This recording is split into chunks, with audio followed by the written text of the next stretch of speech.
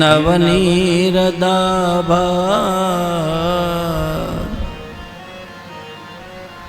पीतांबरादरुण बिंबफलाधरोष्ठा पूर्णेन्दु सुंदर मुखादरबिंद नेत्रा कृष्णात् परम किमपि तत्त्वमहं न जाने। कृष्ण त्वदीय पद पंकज पंजरान्ते अद्यैव मे विशतो मानस राजहंसः। प्राण प्रयाण समये कफवात पित्तये कंठावरोधन विधौ स्मरणं कुतस्ते। अहो बकीयं स्तनकालकूटं जिघांसया पाय यदाप्यसाध्वी लेभे गतिं धात्र्युचितां ततोऽन्यम् अकं वा दयालुं शरणं व्रजेम। मनोजवं मारुततुल्यवेगं जितेन्द्रियं बुद्धिमतां वरिष्ठं वातात्मजं वानरयूथमुख्यं श्रीरामदूतं शरणं प्रपद्ये। या देवी सर्वभूतेषु मातृरूपेण संस्थिता नमस्तस्यै नमस्तस्यै नमस्तस्यै नमो नमः। शंकरं शंकराचार्यं केशवं वादरायणं सूत्रभाष्यकृतौ वन्दे भगवन्तौ पुनः पुनः। हरि ओम नमोस्तु परमात्मने नमः। श्री गोविंदाय नमो नमः। श्री गुरुचरण कमलेभ्यो नमः। सर्वेभ्यो नमो नमः।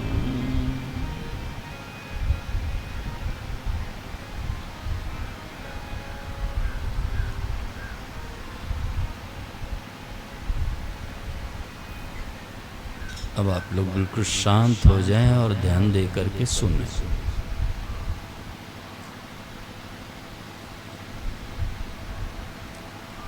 हरि शरण। देखो मेरे भाई बहन, मानव जीवन की अंतिम परीक्षा है मृत्यु।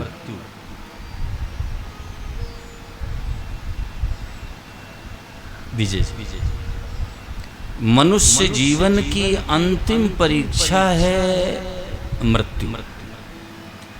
और सुदेश शास्त्री, मृत्यु उसकी सुधरती है जिसका जीवन सुधरता है, और जीवन उसका सुधरता है जिसके जीवन का एक एक क्षण सुधरता है।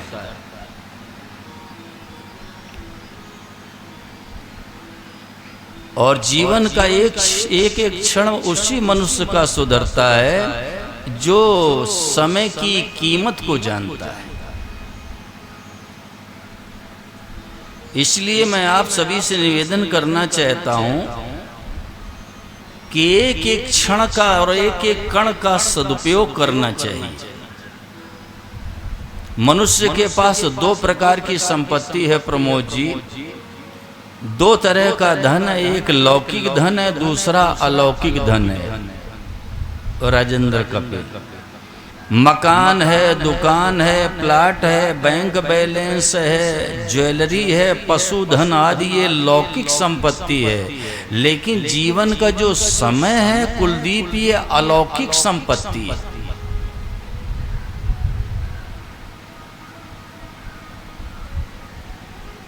ये शिवम बेटे अलौकिक संपत्ति है जीवन का समय, और ये रुपयों से ज्यादा कीमती है। हम जीवन का समय लगाएं तो रुपए तो कमा सकते हैं, लेकिन रुपए देकर के समय नहीं प्राप्त कर सकते। अगर रुपए देने से समय मिलता है तो याद रखना, ये जो बड़े बड़े पूंजीपति राष्ट्र में हैं, धनवान हैं, ये कभी मरते नहीं। ये कहते 50 लाख ले लो, 4 वर्ष दे दो, गरीब मर जाए।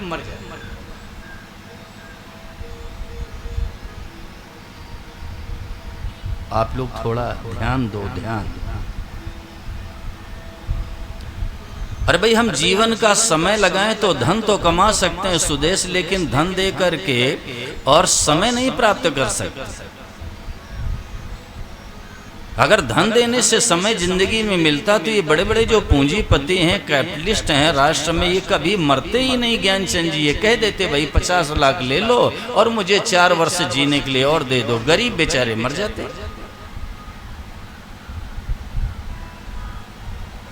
लेकिन आज मुझे बड़े दुख के साथ में कहना पड़ रहा है कि मनुष्य के रुपयों के प्रति इतनी सावधानी है कि कहीं एक मेरा पैसा नाजायज न खर्च हो जाए, लेकिन हमारी जिंदगी का समय कहाँ जा रहा है, इधर मनुष्य की नजर ही नहीं, दृष्टि ही नहीं। जिसके बल पर हम जी रहे हैं विजय जी, ध्यान दो आप, जिसके बल पर हम जी रहे हैं वो हमारे जीवन का समय कहाँ लग रहा है, कहाँ खर्च हो रहा है, कहाँ जा रहा है, इधर मनुष्य की नजर ही नहीं।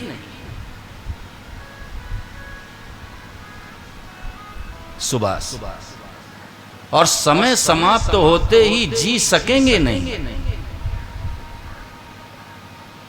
आज मनुष्य की क्या धारणा है सोनी जी की, वर्षों के आधार पर जीवन होता है। जीवन वर्षों के आधार पर नहीं होता देवदत्त बेटे, जीवन होता है श्वासों के आधार पर।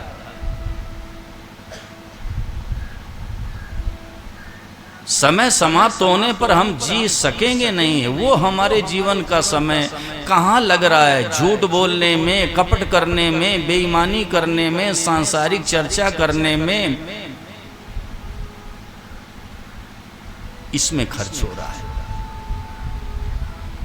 इसमें खर्च हो रहा है। सज्जनों, सांसारिक चर्चा करने में हमारा कितना समय जाता है विचार करो।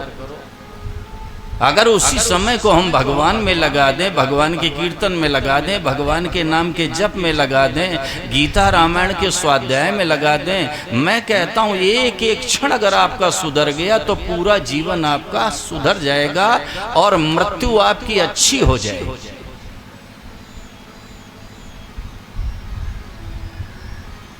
और ये सबको पता है कि भाई संसार से जाना तो पड़ेगा। इस शरीर को कोई आज तक बचा नहीं सका माताओं बहनों, न ज्ञानी बचा सके, न ध्यानी बचा सके, न बुद्धिमान बचा सके, न पराक्रमी बचा सके, न दानव बचा सके, न मानव बचा सके। मैं तो कहता हूँ अवतार लेने वाले भी नहीं बचा सके। मारवाड़ी संतों ने अपनी भाषा में कहा, संजीव ये तन जासी रे जासी, ये शरीर तो भाई जाएगा, शरीर रहेगा नहीं। ये निरंतर नाश के प्रवाह में प्रवाहित हो रहा है सज्जनों, शरीर निरंतर नष्ट हो रहा है। क्षमा करना, जब से हम लोग आकर यहाँ बैठे हैं और जितना समय व्यतीत हो गया उतना हमारे जीवन का समय चला गया और ये शरीर मृत्यु में चला गया। जब से आकर सुभाष बैठे जितना समय व्यतीत हो गया उतना समय हमारा मृत्यु में चला गया और ये शरीर भी मृत्यु में चला गया।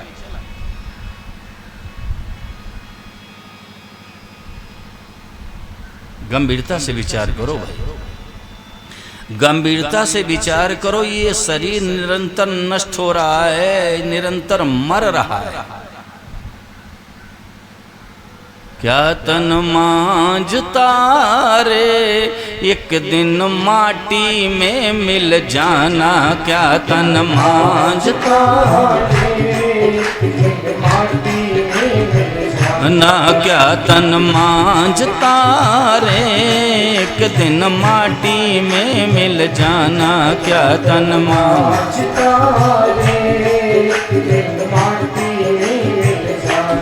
एक दिन माटी में मिल जाना, एक दिन धरती में मिल जाना, एक दिन माटी में मिल जाना, एक दिन धरती में मिल जाना, एक दिन माटी में मिल जाना, एक दिन धरती में मिल जाना, एक दिन माटी में मिल जाना, एक दिन धरती में मिल जाना, क्या तन मांझता रे एक दिन माटी में मिल जाना, क्या तन मांझता रे एक दिन माटी में मिल जाना, क्या तन मांझता रे एक दिन माटी में मिल जाना,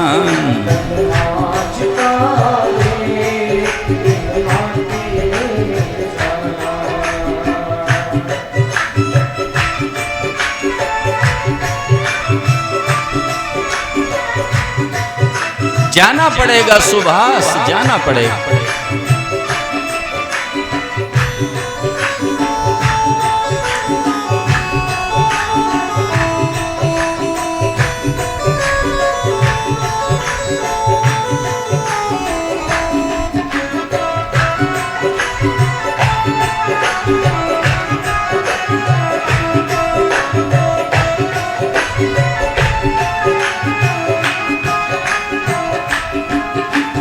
माटी ओढ़न माटी बिछावन माटी का सिरहाना,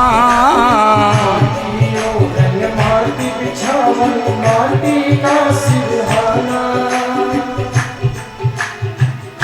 विजय जी, जब ठाकुर जी की सेवा मंदिर में करना तो एक बार ठाकुर जी के चरणों में बैठ कर के चिंतन करना कि वास्तव में सब माटी ही माटी है। देखो ना,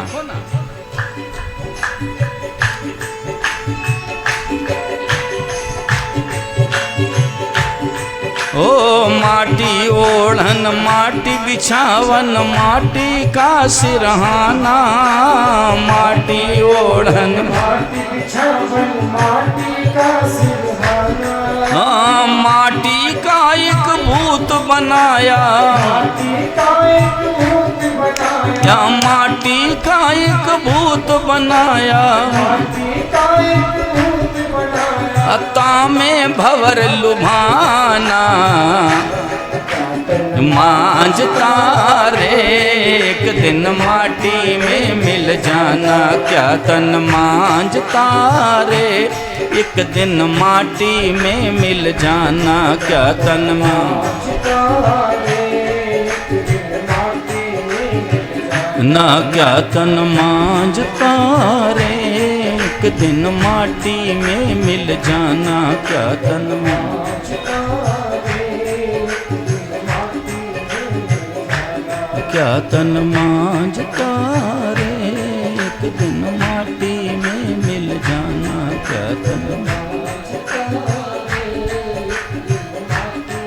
मिल जाना, क्या तन मांझता रे एक दिन माटी में मिल जाना, क्या तन एक दिन माटी में मिल जाना। प्रमोद, इस सत्य को स्वीकार करो। एक बात कहूं, जो मृत्यु से भयभीत रहता है, जिसको मृत्यु का भय, उसको परमात्मा के चरणों का प्रेम प्राप्त हो जाता है। जिसको अपने जीवन में मृत्यु का भय होता है ना, वो भगवान के चरणों में अनुराग कर लेगा। मैं आपको डरा नहीं रहा हूं ज्ञानचंद जी, मैं तो हाथ जोड़ के निवेदन कर रहा हूं, इस सत्य को स्वीकार करो भाई। महाराज भर्तरी ने कहा, कुलदीप यावत् स्वस्थमिदं कलेवर ग्रहम यावच्च दूरे जरा, यावच्चेन्द्रिय शक्तिर प्रतिहता यावच्छयो नायुषा आत्मश्रेयसि तावदेव विदुषा कार्या प्रयत्नो महान प्रोदीप्ते भवने चकूप खननम प्रत्युद्यमा कीदृशा। विजय जी महाराज भर्तरी कह रहे हैं कि जब तक ये शरीर स्वस्थ है और बुढ़ापा दूर है और जब तक ये इंद्रियां काम कर रही हैं, आयु शेष है, तब तक अपनी आध्यात्मिक उन्नति के लिए बड़ा से बड़ा प्रयत्न कर लेना चाहिए। क्यों? प्रोदीप्ते भवने चकूप खननम प्रत्युद्यमः कीदृशा। वैराग्य के शिरोमणि महाराज भर्तरी ने कहा, आग लग जाए फिर कोई चिल्लावे जल्दी कुआं खोदो, जल निकालो, मुझे अग्नि का समन करना है। कितनी जल्दी कुआं खोदेगा, कब जल निकलेगा, कब अग्नि को शांत करेंगे? तो भाई जब तक ये शरीर स्वस्थ है। अरे जिंदगी में भजन तभी संभव है माताओं बहनों जब तक ये शरीर स्वस्थ है। इसलिए साधक को हमेशा अपने शरीर के प्रति भी सावधान रहना चाहिए, इसको रोगों से बचाना चाहिए, ब्रह्मचर्य व्रत का पालन करना चाहिए, भगवत स्मरण करना चाहिए, खान पान में भी संयम रखना चाहिए। क्यों? बड़े भागो मानुष तन पावा,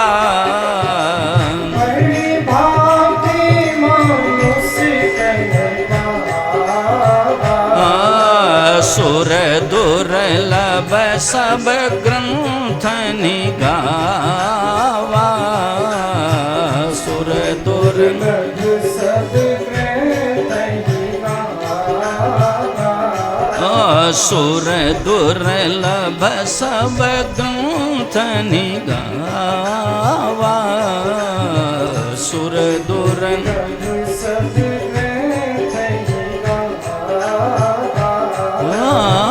बड़े भाग मानुष तन पावा, बड़े भाग मानुष तन पावा, सुर दुर्लभ सब ग्रंथ निगावा, दुर्लभ सब ग्रंथ निगावा, साधन धाम मोक्ष कर द्वारा, साधन धाम मोक्ष कर द्वारा, पाई न जय परलोक संवारा, पाई न जय परलोक संवारा, पाई न जय परलोक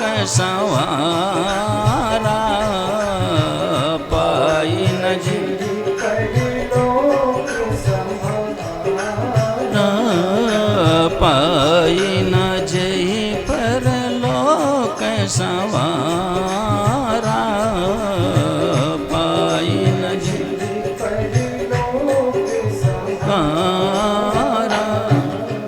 शिवम बेटे मनुष्य के अंदर एक ऊर्जा है, एक शक्ति है, एक पावर है, उसको हमेशा बचा के रखना चाहिए। बेटे याद रखना, जो ब्रह्मचर्य व्रत का पालन करता है ना, उसके चेहरे में, उसके ललाट में इतनी चमक आ जाती है, उसकी वाणी में इतना ओज आ जाता है, उसके नेत्रों में इतनी चमक आ जाती है कि कोई आंख नहीं मिला सकता।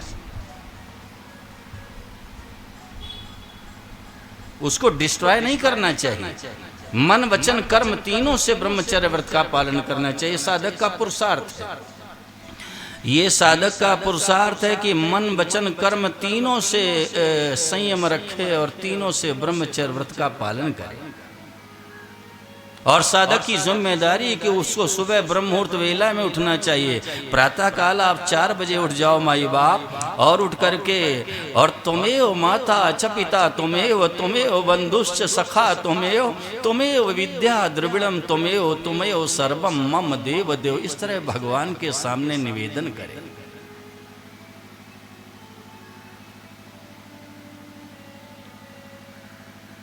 समय से शौच स्नान आदि से निवृत्त होना चाहिए।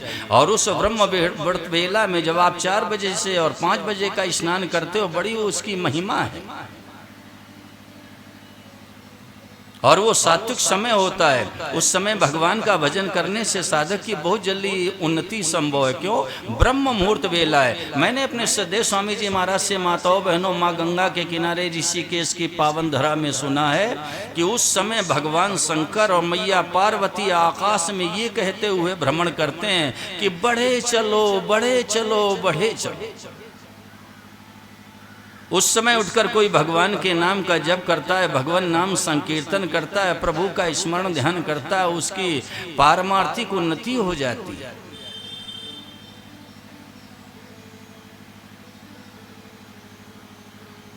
मैं दैनिक जीवन का अनुभव आपके सामने रख देता हूं। आप 10 और 11 बजे के बीच में मोबाइल से आप किसी को फोन लगाइए तो प्राय यही कहेगा इस रूट की सभी लाइनें व्यस्त हैं। और 4 बजे सुबह लगाओ तब,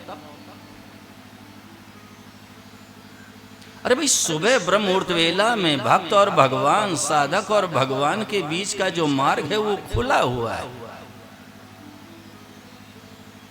और साधक को ये भी ध्यान देना चाहिए कि हमारा शरीर है ना कहीं रोगी ना हो जाए, खान पान में भी संयम रखना चाहिए। जो शरीर के अनुकूल नहीं है वो चीज़ें लोभवश नहीं खानी चाहिए।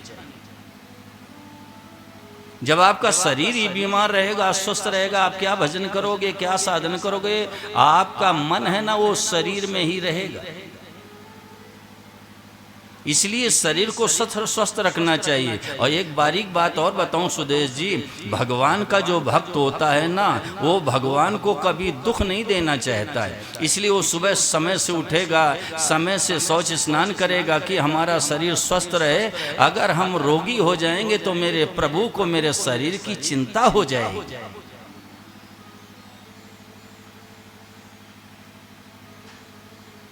और सुबह जल्दी आप तभी उठ सकते हो जब सोने का समय सही कर लीजिए, तब उठ सकते हो। आप करके देखो, आप करके 6 महीने देखो, लाभ हो तो आपका, हानि हो तो मुझे पकड़ा दे।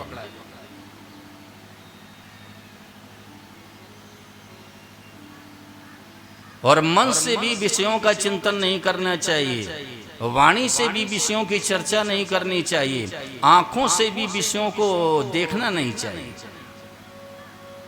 ये विषय है ना, ये नेत्रों से प्रवेश करते हैं सज्जनों, नेत्रों से प्रवेश कर जाते हैं विषय। ये सारा संसार विषयों से भरा पड़ा है ज्ञानचंद जी। शब्द स्पर्श रूप रस गंध सारा जगत भरा पड़ा है। और नेत्रों से विषय प्रवेश करते हैं। बिल्लो मंगल, ब्राह्मण कुल में जन्म हुआ, शिवम देने बेटे ध्यान देना। और दुर्दैव के योग से वेश्यागामी हो गया।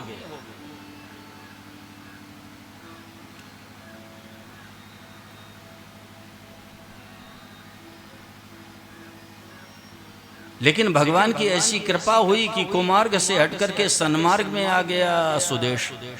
सन्मार्ग में चलने लगा। लेकिन एक दिन हुआ क्या, मार्ग में जा रहा था, किसी सुदर्शन स्त्री की तरफ दृष्टि चली गई। बस उसी के पीछे पीछे बिल्लो मंगल चल दिए, क्योंकि पुराने संस्कार थे, विषय सेवन के पुराने संस्कार से। ध्यान दे के संजीव सुनिए, जैसे कोई व्यापारी है, किसी कारण से एक स्थान से दुकान उठा के दूसरी जगह लगा देता है, इसी तरह से ये जीवात्मा है ना, एक शरीर को छोड़ के दूसरे शरीर में चला जाता है।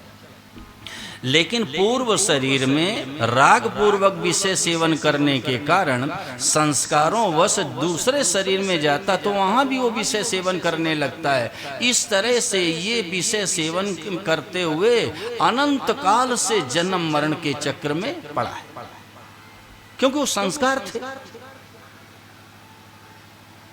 तो बिल्व मंगल के पुराने संस्कार जग उठे और उस सुदर्शन स्त्री के पीछे पीछे पीछे चल दिए। और वो स्त्री सुदेश क्या हुआ, एक घर के अंदर प्रविष्ट हो गई। और जब घर के अंदर वो स्त्री चली गई तो बिल्व मंगल वहीं द्वार पर बैठ गए। और थोड़ी देर में क्या हुआ, गृह स्वामी बाहर निकला और जब ब्राह्मण देवता को देखा कि मुख मलिन है, ब्राह्मण देवता द्वार पर बैठे, क्या बात है। कहा महाराज क्या हो गया। कहा भैया इस घर के अंदर एक युवती गई है, एक स्त्री गई है, उसका मुझे एक बार दर्शन करा। वो समझ गया गृह स्वामी संजीव, समझ गया और वो देवी से निवेदन करने के लिए घर के अंदर गया। और इधर क्या हुआ, भगवान की ऐसी लीला, बिल्व मंगल को ये लगा कि आज अगर ये नेत्र न होते, आंखें न होती, तो मैं दोबारा कुमार्ग में न जाता। इन नेत्रों के कारण आज मैं फिर उसी तरह चल पड़ा और मेरा जीवन नष्ट हो गया। और वहीं बेल का वृक्ष खड़ा था विजय जी, 2 बेल के कांटे निकाले और दोनों आंखों में चुभो लिए, आंखें फूट गईं, रक्त बहने लगा। और वो गृह स्वामी हैप्पी अपनी पत्नी को लेकर के जैसे बाहर आया, क्या देखा कि ब्राह्मण देवता की तो आंखें फूट गईं, रक्त बह रहा है। बड़ा दुख हुआ कि मेरे कारण ब्राह्मण देवता को ऐसा करना पड़ा। अब जब नेत्र समाप्त हो गए अश्वनी, तब भगवान से मिलने की धुन लग गई, लगन लग गई। अब तो गली गली में बस एक ही आवाज, हे श्याम सुंदर, हे श्याम सुंदर, हे मेरे बांके बिहारी, हे मेरे केशव। रात दिन बस रोना, रात दिन रोना, हे श्याम सुंदर, हे मेरे केशव, हे मेरे भगवान, हे मेरे श्याम सुंदर। ऐसे रात दिन चिल्लाने लगे, इस गली में उस गली में ऐसे चिल्लाने लगे। और माई बाप जब भगवान से सहन न हुआ तो परमात्मा सामने आ गए और बोले बिल्व मंगल का हाथ पकड़ के कि वृंदावन चलोगे। तो बिल्व मंगल ने कहा कि भाई मुझ अंधे से क्यों विनोद कर रहे हो। बोले नहीं मैं विनोद बाबा नहीं कर रहा हूँ, वृंदावन चलना। बोले हाँ चलेंगे। परमात्मा ने वहीं 4 चक्कर घुमा दिए माई बाप, भगवान के लिए क्या असंभव। बोले बाबा लो वृंदावन आ गया। मैं संदेश ये देना चाहता हूँ कि देखिए एक बार सन्मार्ग में चल पड़ा कुमार्गगामी, लेकिन नेत्रों से विषय अंदर प्रविष्ट हो गए तो दोबारा कुमार्ग में चला गया। परंतु भगवान की ऐसी कृपा हुई, नेत्र समाप्त हो गए, भगवत सम्मिलन की बेचैनी पैदा हो गई, आंखों से झरझर आंसू बहने लगे, जितने विकार थे सब नष्ट हो गए, मन निर्मल हो गया तो राघव के वचन सार्थक हो गए। निर्मल मन जन सो मोहि पावा,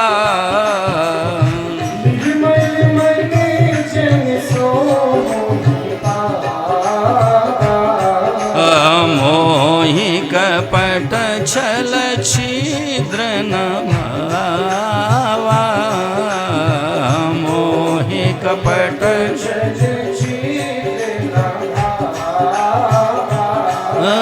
मोहि कपट छल छिद्र न भावा, मोहि कपट छल छिद्र न भावा,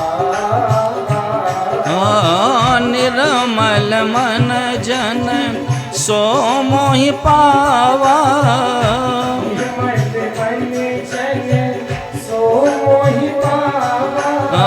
मोहि कपट छल छिद्र न भावा,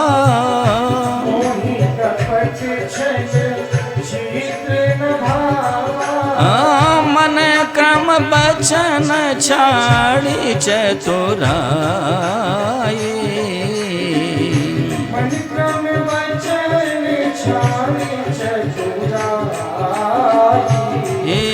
भजत कृपा करी है रघुराई, भजत कृपा करी है रघुराई, भजत कृपा करी है रघुराई, भजत कृपा करी है भजत कृपा करी है रघुराई, भजत कृपा करी है रघुराई। मन से न तो विषयों का चिंतन करना चाहिए, न नेत्रों से विषयों का दर्शन करना चाहिए, न वाणी से विषयों की चर्चा करनी चाहिए। बेटे शिवम, ये मानव जीवन बड़ा विलक्षण है, बड़ा दिव्य है।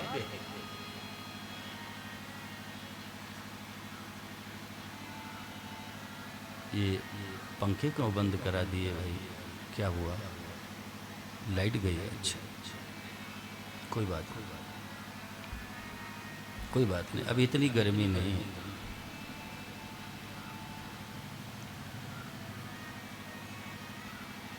सावधान, हमेशा सावधान रहो, सावधान। सावधानी ही साधना है कुलदीप, सावधानी ही साधना है। और मैं तो आपसे भी ये निवेदन कर रहा हूँ कुलदीप जी, अब आपके पास कोई जिम्मेदारी नहीं, कोई दायित्व निर्वहन का आपके पास अब ये मामला नहीं कि मुझे अब दायित्व निर्वहन करना है, अमुक काम करना है। अब तो मैं ये कहता हूँ जितने से काम चल जाए उतना बोलो। संसार में रह रहे हो, व्यवहार जगत में रह रहे हो, जितने से काम चल जाए उतना बोलो। और रात दिन भगवान के नाम का जप करो, उनके नाम का कीर्तन करो, भगवान का चिंतन करो, गीता रामायण का पाठ करो, रात दिन भगवान में लगे रहो। तो इसी जन्म में कल्याण है, इसी जन्म में कुलदीप, इसी जन्म। समय जा रहा है, निरंतर हाथ से छूट रहा है, ये समय जा रहा है, बह रहा है।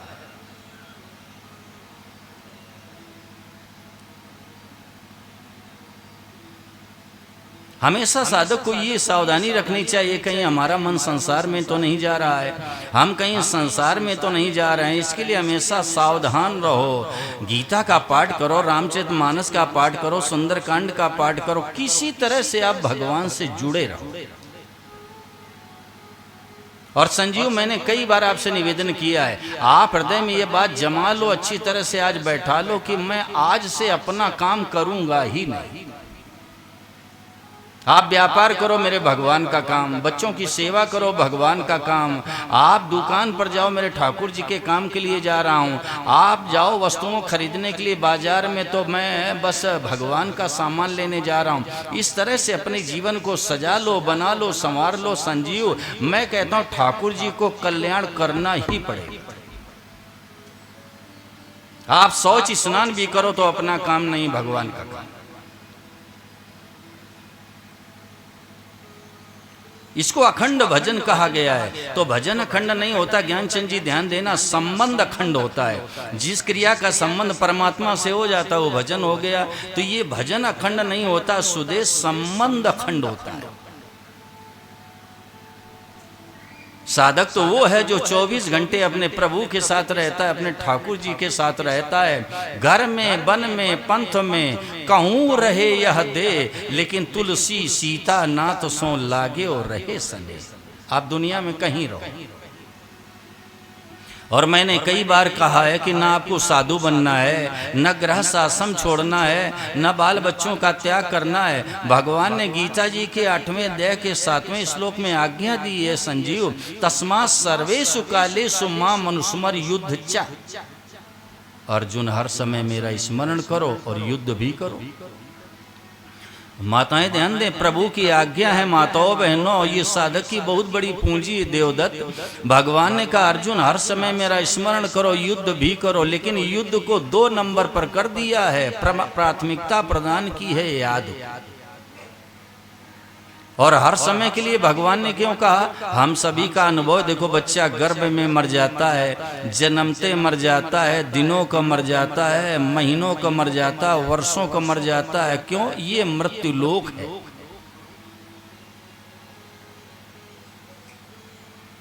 ये मृत्यु लोक है और यहां से जाना पड़ेगा भाई, पक्का निश्चित बात। अरे भाई, बेटे का घर में जन्म हुआ है, बेटा बड़ा होगा कि नहीं बड़ा होगा इसमें संदेह है। बड़ा होने के बाद ये पढ़ेगा लिखेगा कि नहीं पढ़े लिखेगा इसमें भी संदेह है। पढ़ने लिखने के बाद ये डॉक्टर इंजीनियर वकील आदि बनेगा कि नहीं बनेगा इसमें भी संदेह है। इसका विवाह होगा कि नहीं होगा इसमें भी संदेह है। विवाहोपरांत बेटा बेटी होंगे कि नहीं होंगे इसमें भी संदेह है। लेकिन ये मरेगा कि नहीं मरेगा किसी को संदेह है?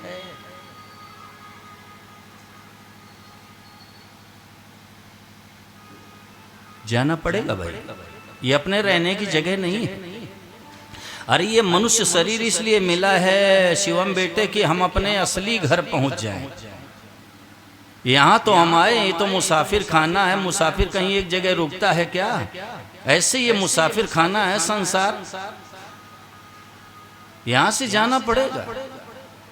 ये मनुष्य शरीर मिला है अपने असली घर पहुंचने की तैयारी के लिए। और महापुरुषों के हृदय में तो इतनी वेदना भरी थी सुदेश शास्त्री, उन्होंने आंखों से आंसू छलका के ये कह दिया कि अनंत जन्म बीत गए, आज तक हम अपने घर न पहुंचे। अनंत जन्म बीत गए, पुनरपि जननम पुनरपि मरणम पुनरपि जननी जठरे शयनम।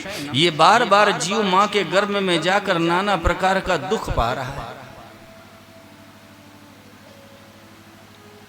ये मानव जीवन मिला है कि हम अपने असली घर पहुंच जाएं, और हमारा असली घर है भगवान ने जो बताया है, न तद भासयते सूर्यो और न शशांको न पावकः यद गत्वा न निवर्तन्ते तद धाम परमम। भगवान ने कहा कि जिसको सूर्य प्रकाशित नहीं करता, और चंद्रमा भी जिसको प्रकाशित नहीं करता, और अग्नि भी जिसको प्रकाशित नहीं करती, और मेरे गोविंद ने कहा माताओं बहनों जहां जाकर के वापस नहीं आना पड़ता, वो मेरा परम धाम है। असुन संसार में आप किसी बालक से पूछोगे बेटा तेरा घर कौन सा है, तो अपने माता पिता का घर बताएगा, और जाएगा भी असुनी तो अपने माँ बाप के घर जाएगा। ऐसे जो हमारे आपके असली माँ बाप हैं, ईश्वर अंश जीवय विनाशी,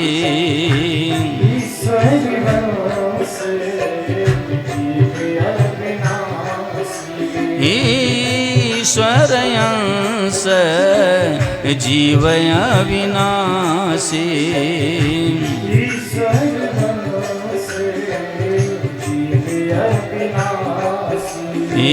चेतनय मल सहज सुख राशि,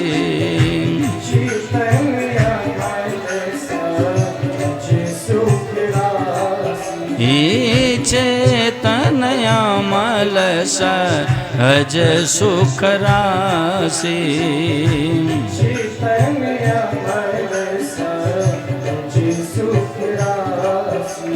ईश्वर अंश जीवय विनाशी,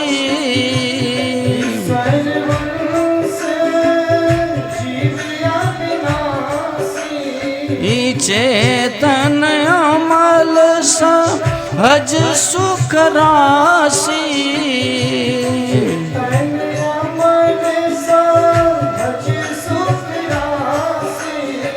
सो माया बस भयउ गोसाई,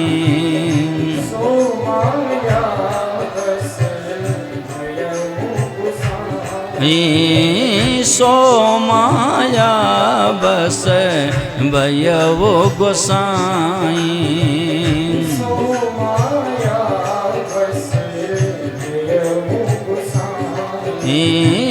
बंधे वकीर मर कटकी नाई,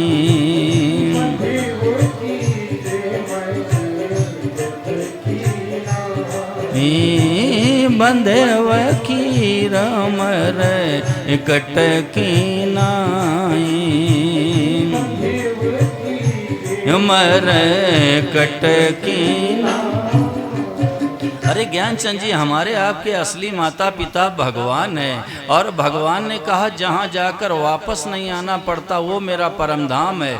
उसी घर पहुँचने की तैयारी के लिए मनुष्य शरीर मिला है। मुझे बड़े दुख के साथ में सोनी जी कहना पड़ रहा है, आज मनुष्य ने मकान बना लिया, दुकान बना ली, कितने प्लॉट बना लिए, बैंक बैलेंस कितना कर लिया, कितनी घर में ज्वेलरी इकट्ठा कर ली, लेकिन जिस घर जाना उसकी क्या तैयारी है माई बाप, उसकी क्या तैयारी है? ये जो संसार का लौकिक धन है ना, याद रखना सब यहीं पड़ा का पड़ा रह जाएगा। माई बाप, एक कौड़ी आप साथ में नहीं ले जा सकते हो, चाहे जमीन में गड़ा रह जाए, चाहे बॉक्स में पड़ा रह जाए, चाहे अलमारी में रखा रह जाए, चाहे बैंक में पड़ा रह जाए, एक कौड़ी आप ले नहीं जा सकते। लेकिन पीड़ा का विषय ये है प्रमोद, आदमी क्या सोचता है कि ये तो साधु महात्मा है, ये तो हर जगह मुझे को सुनने को मिलता है। आप लोगों की आदत पड़ गई है सुनने की, और मेरी आदत पड़ गई है सुनाने की।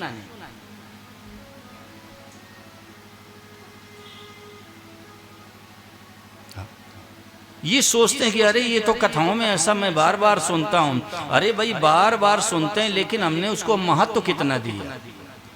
और याद रखना संजीव, सत्संग की विलक्षण बातों पर अगर दृष्टि नहीं गई और महत्व न दिया तो ये सत्संग भी भोग हो जाएगा। लिख लो, ये सत्संग भी भोग हो जाएगा। इस तरह आपको इंगित करके सभा में कोई नहीं कहेगा। और याद रखना हैप्पी, जिंदगी में हम जिस बात को महत्व दे देते हैं वो बात हमारे जीवन में उतर जाएगी। इसको अंडरलाइन कर लें। आप दुनिया में, संसार में, जिंदगी में जिस बात को महत्व दे दोगे वो आपके जीवन में उतर जाएगी।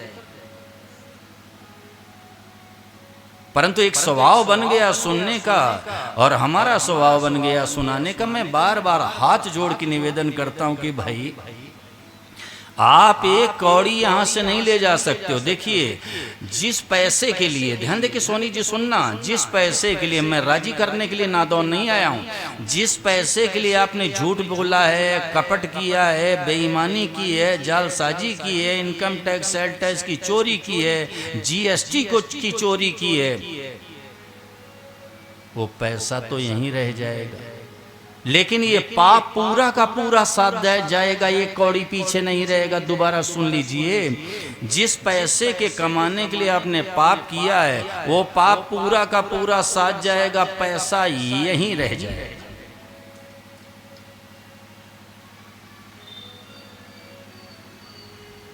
परंतु मनुष्य की एक धुन लगी हुई है कि बस इकट्ठा करो, इकट्ठा करो, इकट्ठा करो।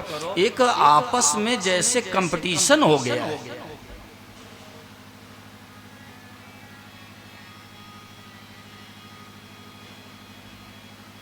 अरे वे बड़े बड़े महाराजे जिनके बड़े बजे रात दिन बाजे, वो भी बने काल के खाजे प्रमोद जी, वो भी काल के गाल में सब समा गए।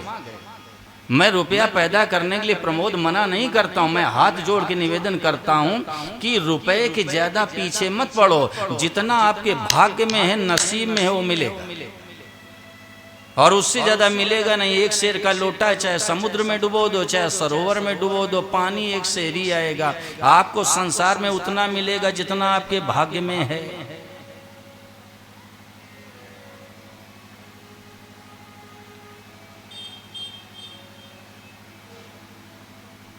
परंतु बस इकट्ठा करो। अगर पूछा जाए इतना रुपया क्या करोगे, कुलदीप जवाब नहीं है।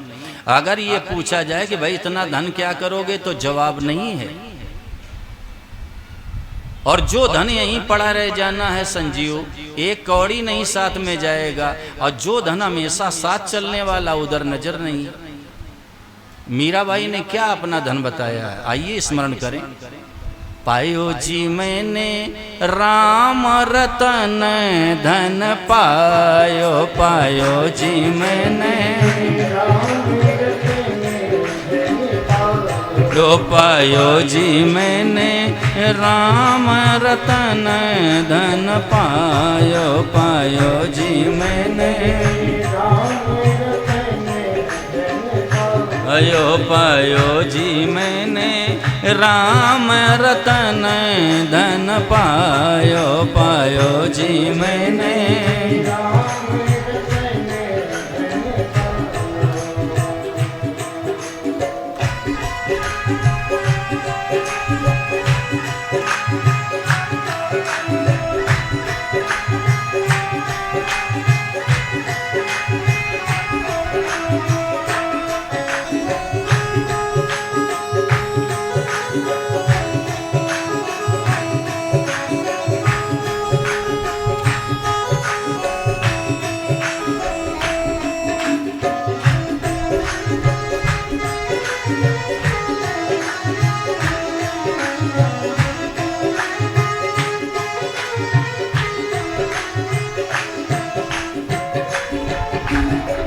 खर्चे न खूटे चोर न लूटे,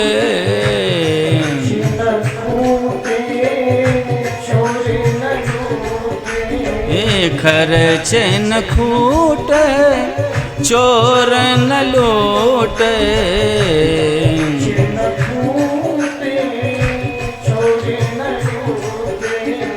दिन दिन बढ़त सवायो पायो जी मैंने, राम रतन धन पायो पायो जी मैंने,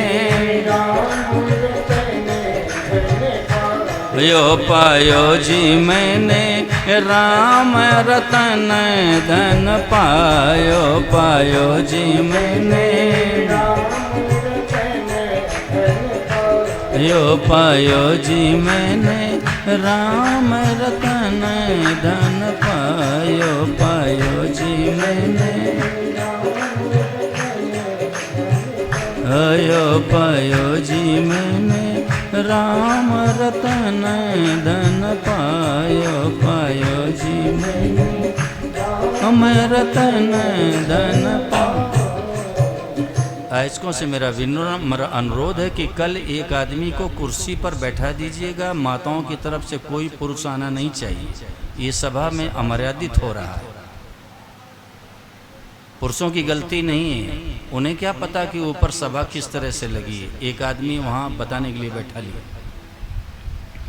मैं निवेदन ये करना चाहता हूँ माताओं बहनों, मीराबाई ने अपना धन बता दिया, मीराबाई ने अपने जीवन में असली धन इकट्ठा किया तो इतिहास के पन्नों में सदा के लिए अमर हो गई।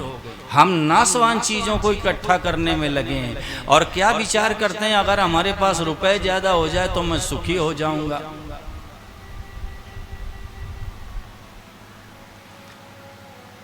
अरे रुपए से आज तक कोई नहीं सुखी हुआ। प्रमोद जी, जिम में प्रतिलाभ लोभ अधिकाई शास्त्र कहता है जितना रुपए आएगा उतना लोभ भी बढ़ेगा, और जब जीवन में लोभ रहेगा सुभाष तो शांति कैसे मिलेगी। जैसे सरोवर में जितना जल बढ़ता उतना कीचड़ भी बढ़ता है। इसका मतलब ये नहीं है शिवम बेटे कि आप प्रमाद करने लगो, आप निकम्मे हो जाओ, ये मेरा उद्देश्य नहीं कहने का। मेरा उद्देश्य ये कि आप मेहनत करो, परिश्रम करो, लेकिन ज़्यादा पैसे के पीछे मत पड़ो कि भोजन भी छोड़ दिया, अपना शिष्टाचार भी छोड़ दिया, अपने शरीर के प्रति भी कोई दृष्टि नहीं है, झूठ कपट की तरफ भी कोई भावना नहीं है, पाप की तरफ भी दृष्टि नहीं, ये मत करो। हमारे सदैव स्वामी जी महाराज के पावन सत्संग में राष्ट्र के एक बड़े पूंजीपति आते थे सुदेश, और वो डालमिया परिवार के दामाद हैं, मैं नाम नहीं लेना चाहता हूँ। और महाराज जी ने एक बार उनसे पूछा कि तुम्हारे घर में इतना धन है कि कई पीढ़ियाँ बैठे बैठे खा सकती, इतना रुपया क्या करोगे। विनम्र स्वभाव, सत्संगी स्वभाव, हाथ जोड़ के बोले, स्वामी जी इस प्रश्न का जवाब मेरे पास नहीं। अरे बुद्धिमान तो वो है हैप्पी बेटे जिसने साथ में चलने वाली पूंजी इकट्ठा कर ली, वो बुद्धिमान है। परमात्मा ने जितना दिया है बेटे बहुत दिया है, आप भगवान का शुक्रिया करो, प्रभु से रात दिन निवेदन करो कि मेरे मालिक मैं इस काबिल नहीं था, प्रभु आपने जितना मुझे दे दिया है मैं इस योग्य नहीं था। उनको धन्यवाद, उनको धन्यवाद दो। संसार में कोई छोटी सी चीज दे देता मनुष्य तो क्या कहता है कि धन्यवाद। अरे भाई, जिसने परिवार अच्छा दे दिया, कुटुंब अच्छा दे दिया, बच्चे अच्छे दे दिए, और इतनी संपत्ति जिसने दे दी माई बाप, उसका भी तो धन्यवाद करने का समय निकालो, उसका भी तो धन्यवाद करो। एक छोटी सी चीज अगर दे दी जाती है संसार में तो मनुष्य कहता है थैंक यू, धन्यवाद। एक तो ये मानव शरीर दिया और अच्छे कुल में जन्म दे दिया, अच्छे माता पिता दे दिए, अच्छी पत्नी दे दी, अच्छे बच्चे दे दिए और संपन्नता दे दी, उनके धन्यवाद का भी समय निकालो। उस मालिक का भी हृदय से धन्यवाद करो कि हे नाथ, हे प्रभु, मैं इस योग्य नहीं था जितना आपने मुझे दे दिया है, मैं इस काबिल नहीं था मेरे नाथ, इस काबिल नहीं था। उनका धन्यवाद करो। इसका फल क्या होगा? सुदेश मेरी तरफ आंखें करो। जब आप इस तरह से आर्त भाव से भगवान से प्रार्थना करोगे तो भगवान आपको पापों से बचाएंगे, भगवान आपको कुमार्ग में जाने से बचाएंगे, भगवान आपको सद्बुद्धि देंगे, आपके विचारों को निर्मल कर देंगे, परमात्मा ये सब कर देंगे। हमारी नीयत सही होनी चाहिए। आप धन कमाओ। हमारे सद्य स्वामी जी महाराज हमेशा कहते थे कि अगर गृहस्थ के पास टका नहीं है तो 2 टके का है, और साधु के पास टका है तो 2 टके का। महाराज जी अपनी भाषा में कह देते थे कि अगर गृहस्थ के पास कौड़ी नहीं है तो 2 कौड़ी का, और साधु के पास कौड़ी है तो 2 कौड़ी का। अरे आपको मांगलिक कार्यक्रम करने हैं, बेटा बेटी का विवाह करना है, मांगलिक उत्सव संपन्न करने हैं, समाज की सेवा करनी है, अगर पैसा नहीं होगा तो आप कैसे करोगे? लेकिन ब्रह्मलीन सिद्धेश श्री जयदयाल जी गोविंद का फाउंडर ऑफ गीता प्रेस, वो संजीव हमेशा भगवान से प्रार्थना करते थे कि हे प्रभु पैसा ज्यादा मत देना। बोलो, वो कहते थे हे प्रभु पैसा ज्यादा मत देना। और सदैव श्री जयदयाल जी गोविंदका ने कहा है, ज्ञानचंद मेरी तरफ आंखें करिए प्यारे, उन्होंने कहा है कि अगर पैसा घर में हो जाए ना तो गरीबों की सेवा में लगाओ, अभावग्रस्त दीन दुखियों की सेवा में लगाओ, और उनके हृदय से जो आशीर्वाद निकलेगा वो आपका लोक और परलोक सब संवार देगा। आपके हृदय में चाहे जितनी अशांति हो, सब लोग ध्यान से सुनिए, आपका हृदय जल रहा है किसी बात को लेकर के, आपके हृदय में जलन है, हृदय में पीड़ा है, दुख है और शांति है, आप 1 किलो 2 किलो मिष्ठान ले लेना, और जो झोपड़ी में रहने वाले बच्चे हैं ना उनके पास जा करके उनके हाथों में रख देना, और जब तक वो खाते रहें तो खड़े खड़े देखते रहना, और जिस समय आप उनको लड्डू दोगे, पेड़ा दोगे, बर्फी का टुकड़ा दोगे, वो प्रसन्नता से नाचने लगेंगे। उनकी खुशी आपके जीवन से दुखों का नाश कर देगी। करके देखो। और मैं तो राष्ट्र में भ्रमण करके सदा निवेदन किया करता हूँ, पूर्णिमा का दिन हो, अमावस्या का दिन हो, कोई त्योहार हो, गरीब बच्चों के बीच में चले जाओ, कुलदीप 2-4 किलो मिष्ठान ले जाओ और उन बच्चों के हाथों में रख दो, जब तक खाएं तो खड़े खड़े देखो, उनकी प्रसन्नता आपके हृदय की जलन, अशांति, उद्वेग सब मिटा देगी।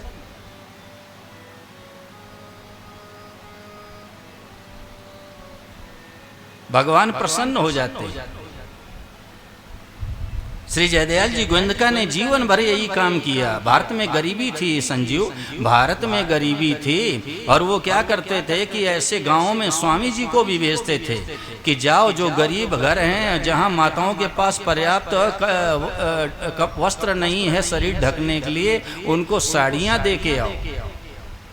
और महाराज जी बोले हम ऐसे से गांव में गए कि दरवाजे पर मैंने आवाज़ लगाई कि आओ भाई बाहर आ जाओ, साड़ी ले जाओ, तो अंदर से आवाज़ आई ओम प्रकाश कि मैं बाहर आने योग्य नहीं हूँ, मेरे बदन में ऐसी साड़ी है, ऐसे वस्त्र हैं कि मैं बाहर नहीं आ सकता। महाराज जी ने कहा हम लोगों ने छतों से साड़ियाँ फेंकी कि भाई इसको पहन के आ जाओ।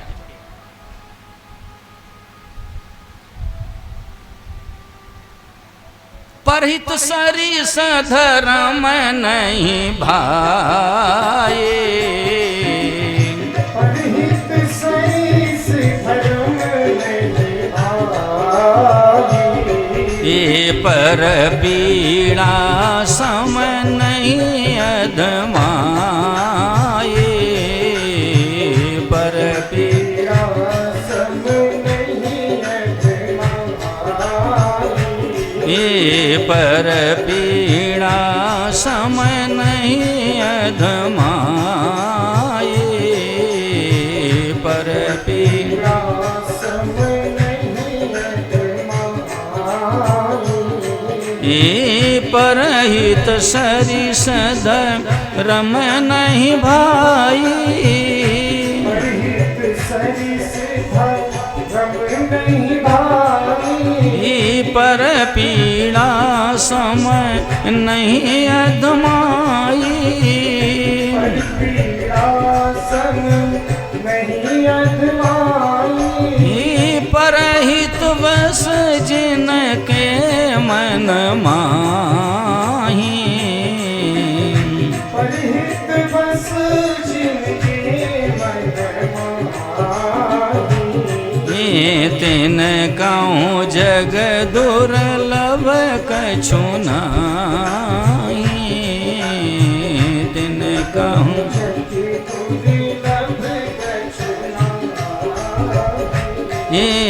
तिन कहूँ जग दुर्लभ कछु नाहीं, तिन कहूँ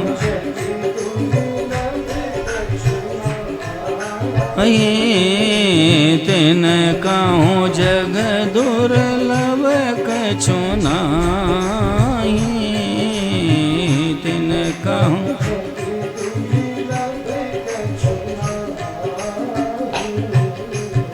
देखिए जो मन है ना, ये संजीव, ये रस का पुजारी, इसको रस चाहिए।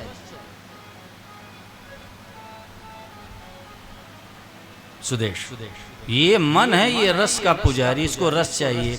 आप संपन्नता के माध्यम से विलासतापूर्ण चीजें लाओगे और फिर मन को रस मिलेगा। हमारे पास तो इतनी बढ़िया गाड़ी है, इस नगर में किसी के पास नहीं है, अब मन गदगद हो रहा है।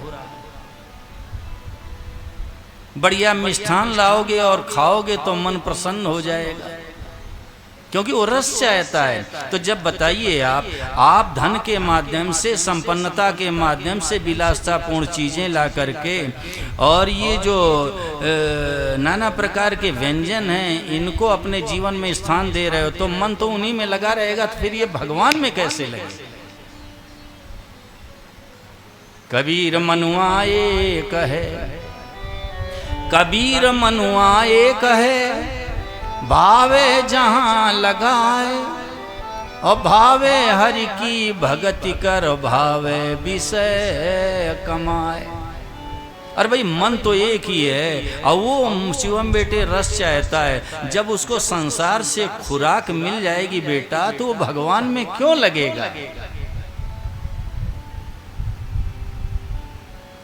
प्रमोद, ध्यान दिया क्या? बताओ खड़े होके।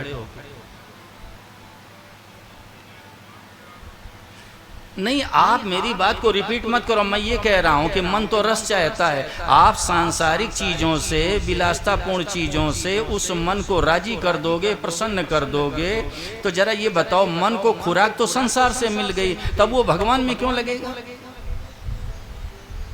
बैठो। और ये जो मन है ना, माताएं ध्यान दे कि सुनिए, जो मन है इसको बुद्धि खराब कर देती है। बुद्धि, मन खराब नहीं है, बुद्धि खराब कर देती। इसलिए बुद्धि को समझाओ कि देखो भाई, ऐसा काम न करो, मन को मत बहकाओ। सोनी जी ध्यान दे, मैं साधक की पूंजी निवेदित कर रहा हूं। आप मन को जबरदस्ती संभालने का प्रयास न करो। मन जबरदस्ती नहीं संभलता है। मन है ये बालक की भांति इसका स्वभाव होता है। इसको जहाँ रस मिलेगा वहीं ये भागेगा। तो आप इसको प्यार से, दुलार से लाओ कि भाई देखो, वहाँ मत जाओ, वहाँ मत जाओ, यहाँ आओ, यहाँ आओ। मैं नहीं कह रहा हूँ, भगवान ने कहा सनई रूपरमेत, यानी धीरे धीरे वापस लाओ। तो धीरे धीरे मतलब क्या हुआ? धीरे धीरे का मतलब ये है कि जैसे बच्चे को प्यार से, दुलार से समझा के, अग्नि की तरफ से माताएं रोकती हैं, चाकू नहीं लेने देती हैं, गलत जगह बच्चों को नहीं जाने देते हैं, प्यार से समझाते हैं कि बेटा वहाँ न जाओ। ऐसे मन को प्यार से इधर आओ करके देख लो। आप जबरदस्ती मन को मत समझाने का प्रयास करो, मन नहीं समझे। अरे उसको खुराक आप संसार से दे रहे हो, ओम प्रकाश तो भगवान की ओर क्यों जाने वाला। गोस्वामी जी ने क्या लिखा? यही तन कर फल विषय न भाई,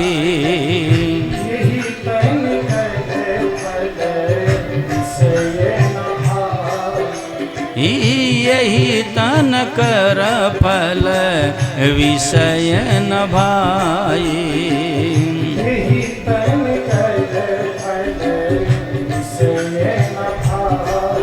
ईश्वर गौ स्वल्प अंत दुखदाई,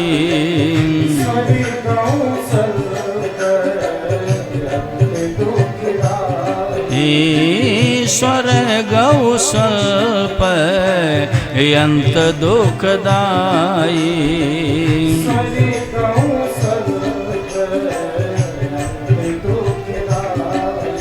यही तन कर फल विषय न भाई,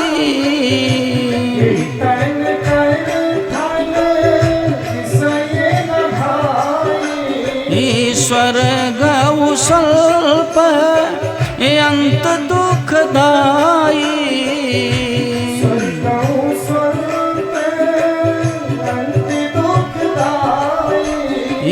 नर तन पाई विषय मन दे, नर तन पाई विषय मन दे। नर तन पाई विषय मन दे, नर तन पाई विषय मन दे। पलटी सुधाते 60 विसले, पलटी सुधाते 60 विसले। पलटी सुधाते 60 विसले, पलटी सुधाते 60 विसले। पलटी सुधाते 60 विसले, पलटी सुधाते 60 विसले। पलटी सुधाते 60 विसले, पलटी सुधाते 60 विसले। सुदेशी मनुष्य की मानसिकता क्या है? हाँ, हमारी वंदनीय पूजनीय माताएं बहनें बैठी हैं। माताओं बहनों, आप अनर्थ मत कर लेना, आप अन्यथा मत लेना। लोग क्या सोचते हैं, स्त्री में बड़ा सुख है। अगर स्त्री में सुख है तो फिर स्त्री को दुख होना ही नहीं चाहिए।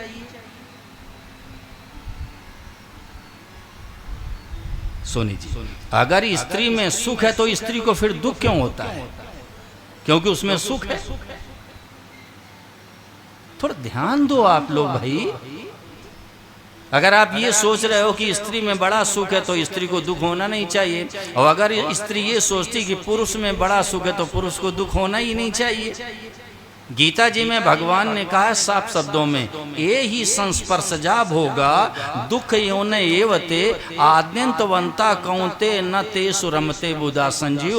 भगवान ने कहा विषय और इंद्रिय के संबंध से उत्पन्न होने वाला भोग यानी जो सुख है वो आदि और अंत वाला है, और दुख योन एव और दुखों का ही कारण, इसलिए न ते सुरमते बुधा, जो बुद्धिमान होते हैं उसमें रमण नहीं करते। स्त्री में सुख है ओम प्रकाश, तो स्त्री को दुख नहीं होना चाहिए भाई। अरे भाई, सुख का अनुभव कब मनुष्य करता है निकेश बेटे? जब विषय और इंद्रिय का संबंध होता है।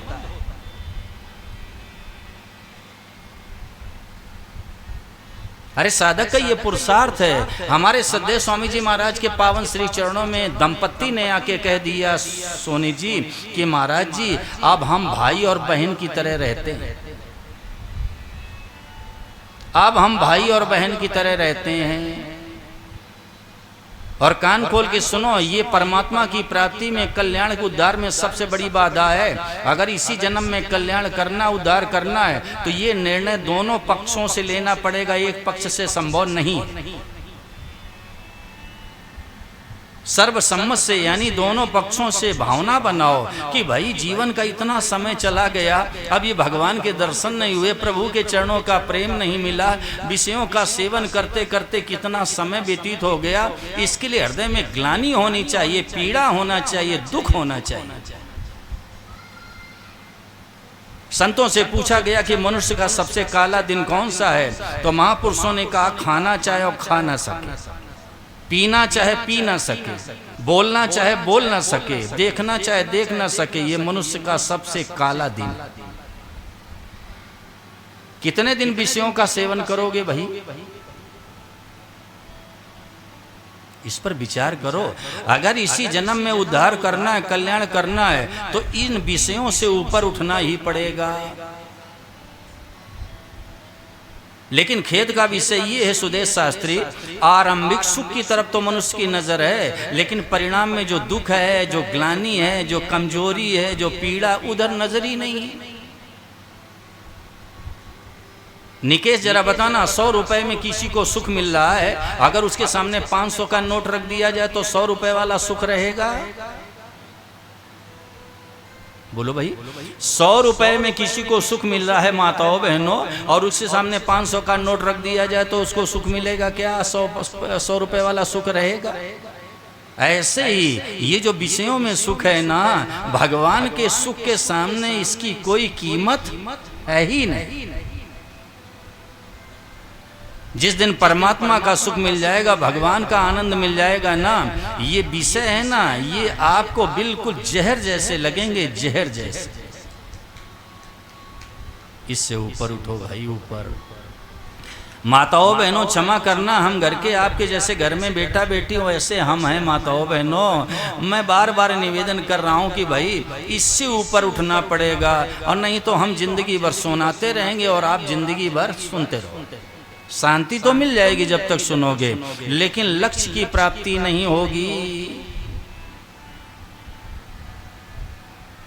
महापुरुषों ने राजेंद्र कपिल साफ शब्दों में कह दिया कि विष खाने वाला है ना, वो जहर खाने वाला है, वो तो एक बार जहर खा के मर जाता है, लेकिन जो विषयों का सेवन करता वो अनंत काल तक जन्मता मरता रहता ही। अरे विष खाने वाले ने तो एक बार विष खा लिया, जहर खा लिया, मर गया। लेकिन विषयों का सेवन करने वाला जो रात दिन भोगों में लगा है, रात दिन विषयों में लगा है, माई बाप वो अनंत काल तक जन्मेगा मरेगा जन्मेगा, यही हो।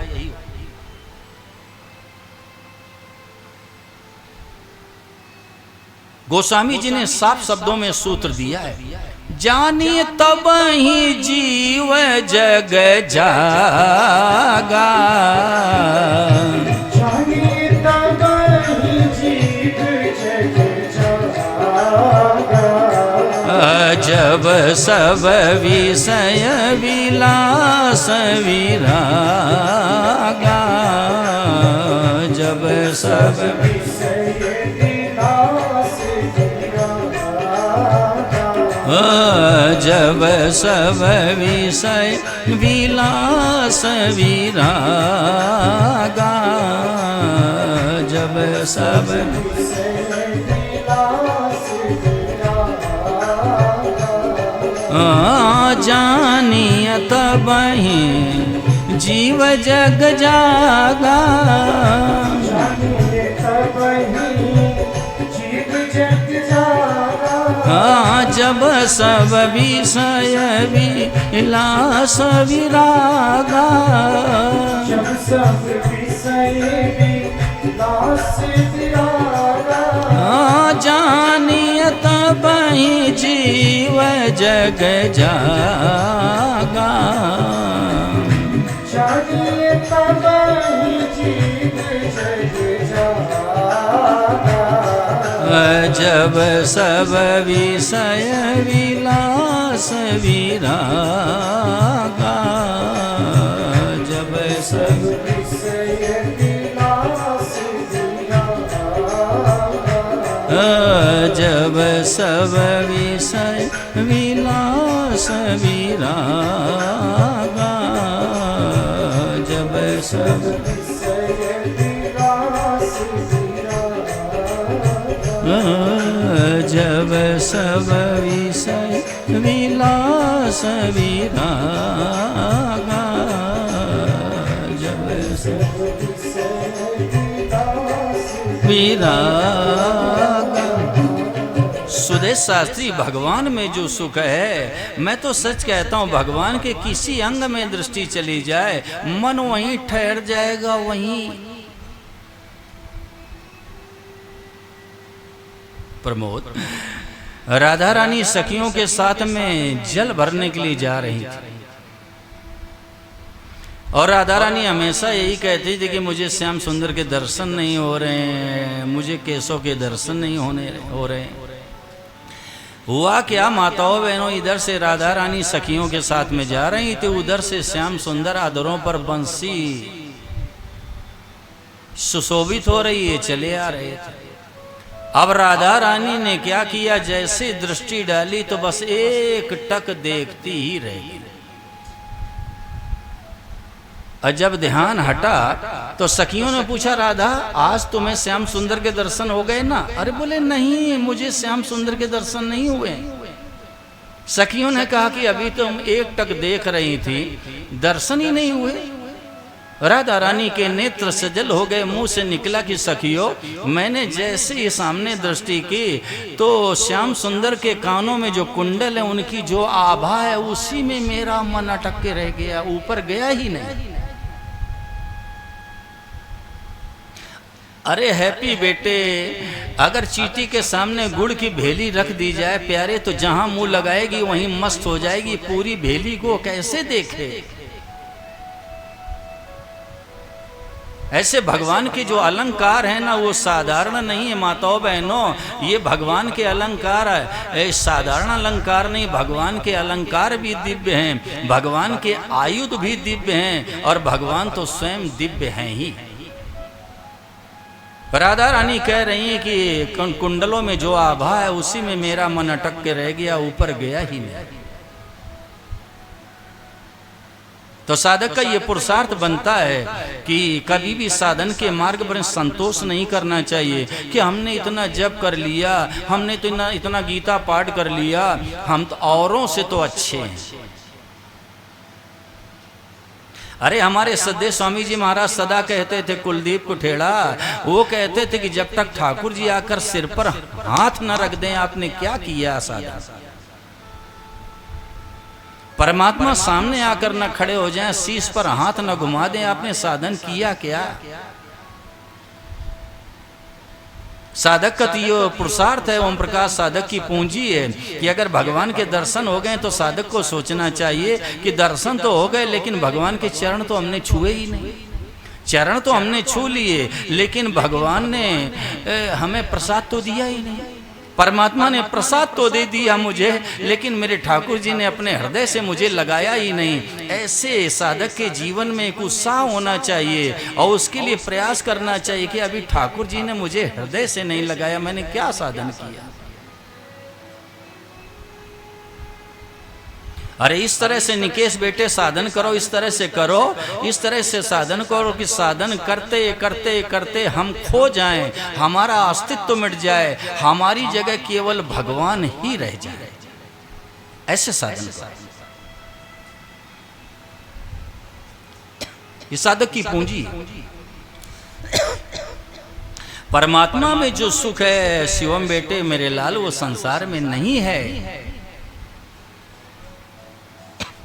भगवान में जो अपने मन को समाहित कर देता है, लगा देता है, भगवान नाम कीर्तन गीता आदि का पाठ करता है, याद रखना उसका उत्तरोत्तर बस यही मन में भाव रहता है कि और आगे बढ़ो, और आगे बढ़ो, और आगे बढ़ो। भगवान जब तक सीने से न लगा लें, हृदय से न लगा लें, प्यार न दे दें, दुलार न दे दें, तब तक उसको चैन होती ही नहीं। एक दो माला जप कर ली, थोड़ा सा गीता का पाठ कर लिया और थोड़ा सा भगवान का कीर्तन कर लिया, प्रभु को भोग लगा दिया, बस हो गए।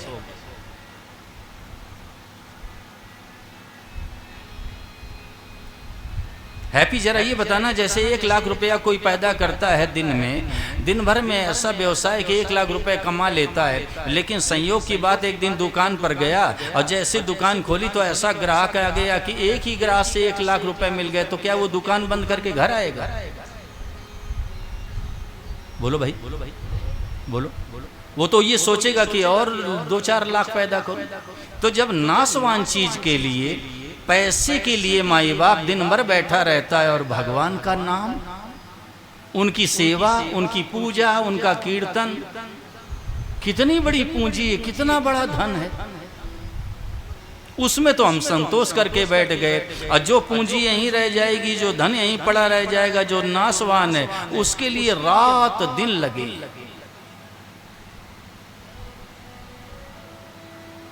खड़े हो सियो, जरा ये बताओ, 1 लाख रुपया आप दिन में पैदा कर लो, इसमें आप स्वतंत्र हो क्या? इसमें स्वाधीन हो क्या कि मैं 1 लाख रुपया कमा ही लूंगा? नहीं हो ना। लेकिन 1 लाख नाम जप करने में आप पराधीन हो क्या?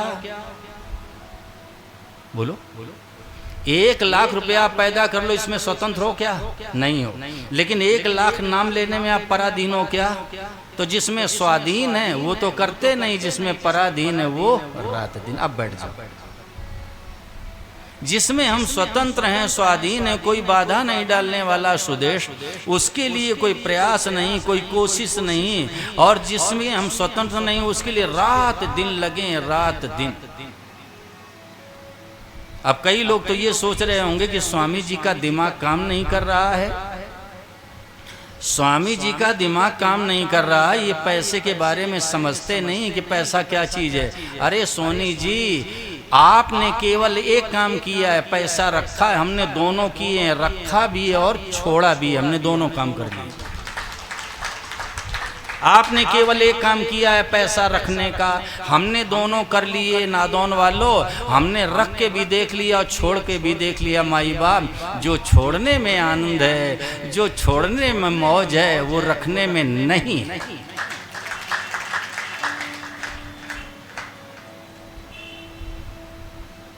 वाह वाह रे मौज फकीरांदा,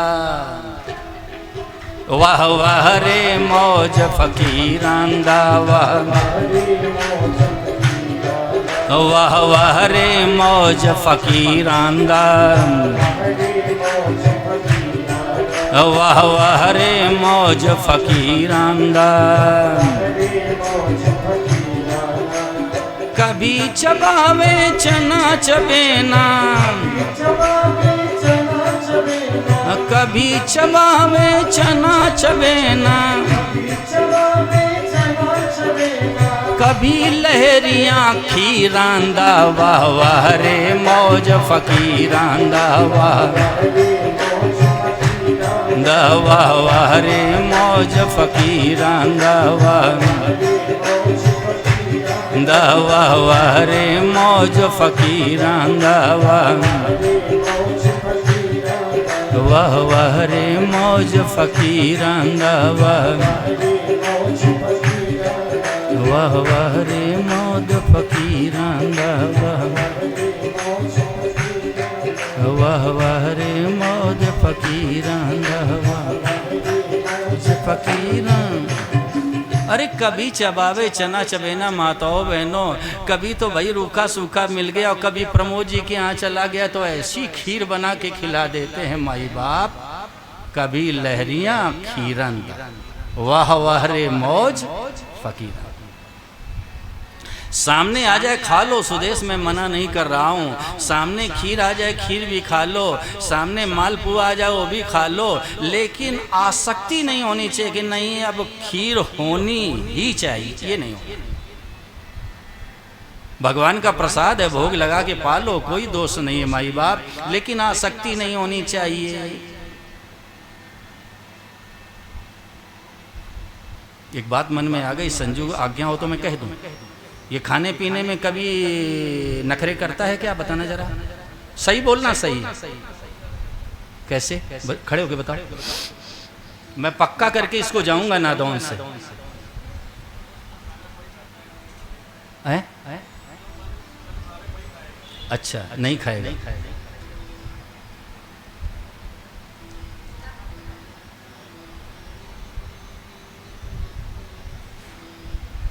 देखो शिवम, ध्यान दो, मैं बेटे ये नहीं कह रहा हूँ कि आप अपना स्वास्थ्य खराब करो, मैं ये नहीं कह रहा हूँ, लेकिन जब तक ये रस लेते रहोगे ना, तो ये जो जीव है ना, शब्द स्पर्श रूप रस गंध, रस है, ये रसना है, रस है ये तो विषय है। जब इसी में लगे रहोगे, इसी में लगे रहोगे तो इससे ऊपर नहीं उठ पाओगे। मेरे कहने का आशय है कि शुद्ध सात्विक जो भी आ जाए उसको प्रेम से पालो। अब यही चीज होनी चाहिए। देखो दो शब्द हैं, एक है कामना और दूसरी है आवश्यकता। नाशवान को लेके कामना होती है और अविनाशी को लेके आवश्यकता होती है। अंग्रेजी में दो शब्द हैं बेटे, एक है वांट और दूसरा है डिजायर, और दोनों की मीनिंग एक है। आप अच्छे पढ़े लिखे व्यक्ति से कभी पूछ देना कि what is difference between want and desire, he can not describe. आप पूछ लेना। और दोनों की मीनिंग एक। अब इसको मैं और स्पष्ट कर दूं संजीव, वांट और डिजायर में ये फर्क है कि अगर हम सत्संग की दृष्टि से लेना चाहें, साधन की दृष्टि से, तो वांट है अविनाशी को लेके और डिजायर है नाशवान को लेके। हमें धन मिल जाए, हमें पद मिल जाए, हमें अधिकार मिल जाए, हमें अच्छा भोजन मिल जाए, ये सब डिजायर है। लेकिन हमें भगवान मिल जाए, प्रभु के दर्शन हो जाए, ये वांट है। ये डिफरेंस, ये फर्क, और दोनों की मीनिंग है। जैसे शरीर की रक्षा के लिए भोजन की आवश्यकता है, लेकिन शिमला मिर्च की सब्जी होनी चाहिए, ये कामना है। भोजन, शरीर की रक्षा के लिए भोजन की आवश्यकता है। अगर भोजन नहीं दोगे शरीर की रक्षा संभव नहीं है। लेकिन भोजन में अब शिमला मिर्च की ही सब्जी हो, पनीर की ही सब्जी हो, ये कामना है। और आवश्यकता की पूर्ति अवश्य होती है, सिद्धांत। और कामना की पूर्ति बेटा आज तक किसी की नहीं हुई है। एक पूरी होगी दूसरी तैयार, दूसरी पूरी होगी तीसरी तैयार। अच्छा, एक बात सावधानी से शिवम बताना, इतने दिन आप मन माना भोजन कर रहे हो, आपको तृप्ति हुई क्या?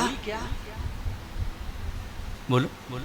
अपने मन माने ढंग से भोजन कर रहे हो तो क्या आपको तृप्ति हो गई?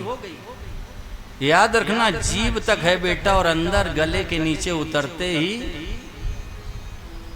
सब खत्म। आप पौष्टिक चीजें खाओ, मैं मना नहीं कर रहा हूं। आप फल भी खाओ, आप दूध भी पियो, आप रबड़ी भी खाओ, मैं इसके लिए मना नहीं कर रहा हूं। परंतु मैं तो निवेदन ये करना चाहता हूं कि भोजन प्यार से करो, नखरे से नहीं, क्रोध में नहीं, प्यार से भोजन करो। भोजन से रस बनता है, रस से शक्ति आती है, शक्ति से भजन होता है। जब आप नखरे करके भोजन करोगे, जब आप क्रोध में भोजन करोगे, तो सारे भोजन का रस वो सब क्रोध तैयार कर देगा। राजा साहब,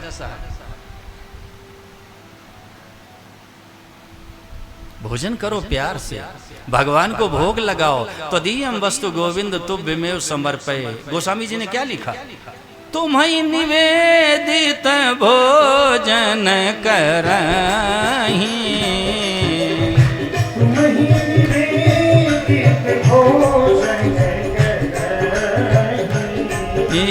प्रभु प्रसाद पट भूषण धरहीं, प्रभु प्रसाद पट भूषण धरहीं, प्रभु प्रसाद पट भूषण धरहीं, प्रभु प्रसाद पट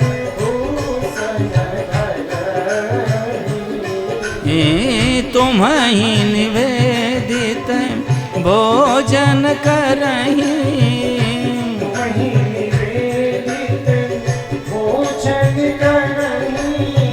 प्रभु प्रसाद पट भूषण धरहीं,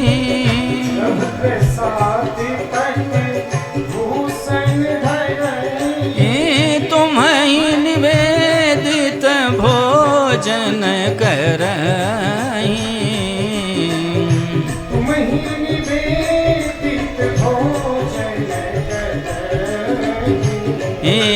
प्रभु प्रसाद पट भूषण धरहीं, प्रभु प्रसाद पट भूषण धरहीं, प्रभु प्रसाद पट भूषण धरहीं, प्रभु प्रसाद।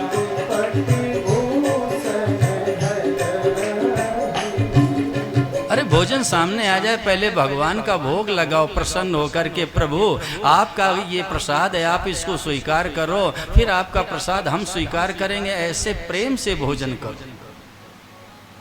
और जिस जननी ने भोजन बना के दिया है, उस माँ का धन्यवाद करो। सुभाष जी एक नौजवान व्यक्ति, ध्यान देके सुनना, और उसकी माँ दूध दू के ला रही थी बाल्टी में, और रास्ते में वो बालक मिल गया। अब प्रमोद जी जब रास्ते में बालक मिल गया और माँ को देखा कि माँ के हाथ में दूध की बाल्टी है, उसने वहीं बैठ करके और माँ के हाथ से बाल्टी लेकर के पूरा गट दूध पी डाला और पीने के बाद माँ के चरणों में शीश रख करके चला गया। कभी करके देखो, कभी करके देखो। सारा दूध पी डाला और माँ के चरणों में शीश रख करके उनका आशीर्वाद प्राप्त करके चल पड़ा। आशय मेरे कहने का ये है कि जिस माँ ने अपने हाथों से बढ़िया व्यंजन बना करके आपके सामने प्रस्तुत किए हैं, भोजन करने के बाद उस माँ को प्रणाम करो कि माँ, बड़ा आशीर्वाद है आपका, बड़ी कृपा है मेरी माँ, जीवन सफल हो जाए जीवन।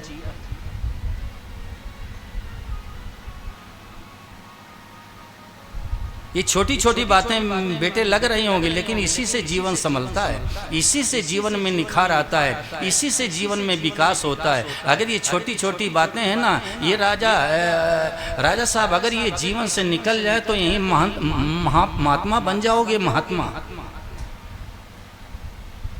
आप क्रोध में भोजन कर रहे हो तो वो तो भोजन जब जाएगा पेट के अंदर सब क्रोध तैयार कर देगा। प्रसन्न चित्त होकर भगवान का प्रसाद पाओ, ठाकुर जी को भोग लगा दो, प्रभु आओ पाओ मेरे नाथ पाओ आओ। ये आपका अंतःकरण शुद्ध हो जाए, मन निर्मल हो जाए। और गुस्सा आते ही 3 नुकसान होते हैं, ध्यान दे के सुनना। गुस्सा आते ही 3 नुकसान होते हैं।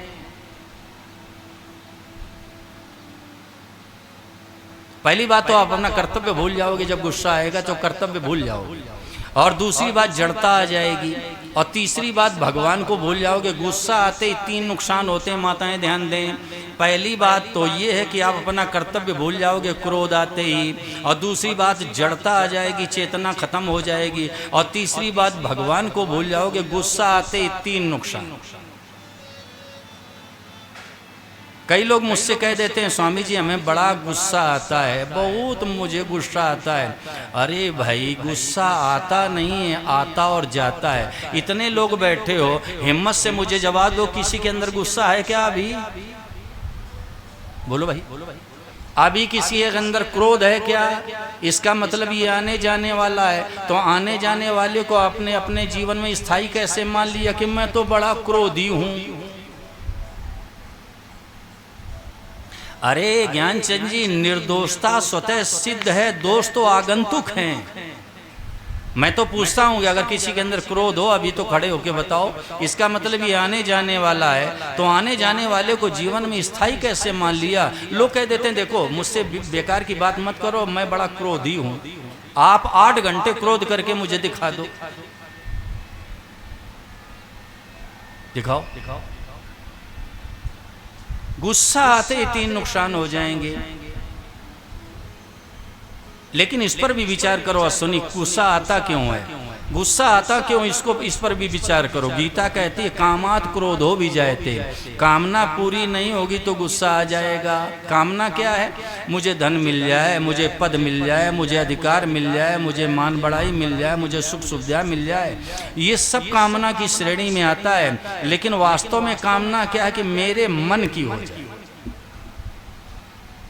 आज घरों में देखो तो लड़ाई हो रही है, कलह मची हुई है। पति चाहता मेरे मन की हो जाए, पत्नी चाहती मेरी मन की हो जाए, माता पिता चाहते मेरे मन की हो जाए, बच्चे चाहते मेरे मन की हो जाए। अरे भाई कभी पत्नी की भी मन की बात पूरी कर दो, कभी पति के भी मन की बात पूरी कर दो। आप अपना मन, अपने मन का खाना चाहते हो और अपने मन का पहनना चाहते हो, सबके ऊपर हुकूमत करना चाहते हो। आप भी परेशान रहोगे, घर वाले भी परेशान रहेंगे।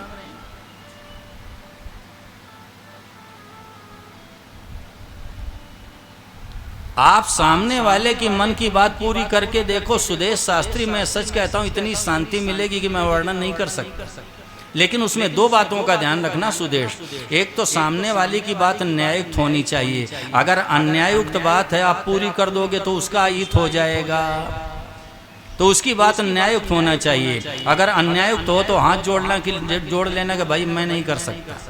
और दूसरी बात हमारे सामर्थ्य के अनुकूल हो। यदि हमारे सामर्थ्य में तो नहीं है तो भी हाथ जोड़ लेना हैप्पी कि भाई मेरे बस की बात नहीं है। सामने वाले की मन की बात पूरी करके हैप्पी देखो, देखो कितना आनंद रहेगा, कितनी मौज रहेगी, कितनी मस्ती रहेगी।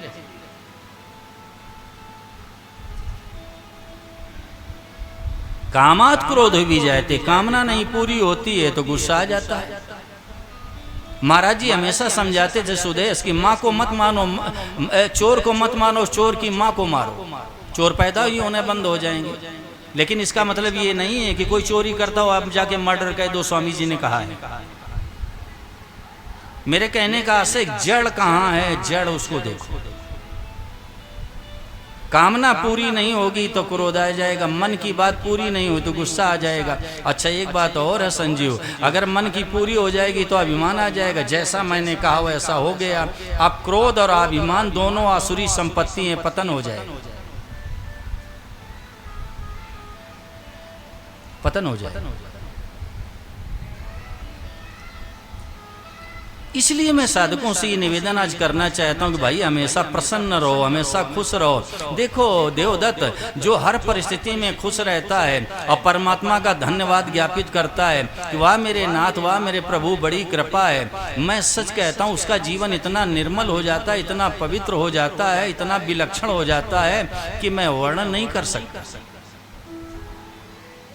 और जो हमेशा प्रसन्न रहता है, गीता में इसको तप बताया गया है कि तपस्या है।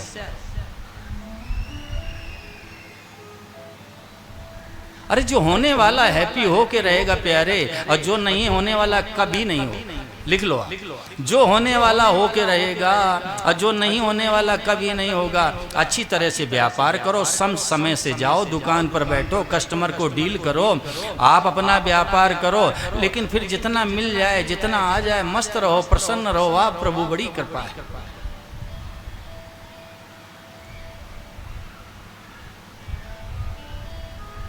और जो हर परिस्थिति में प्रसन्न रहता है, हर परिस्थिति में खुश रहता है, हमेशा भगवान की कृपा की तरफ दृष्टि रखता है, हर परिस्थिति में भगवान की कृपा मानता सुदेश, भगवान उसके कर्जदार हो जाते हैं, ऋणी।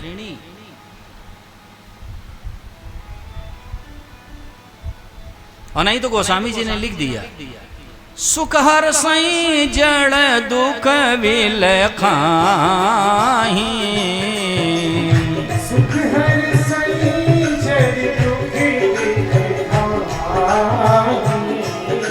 दो समधीर धरई मन माही, दो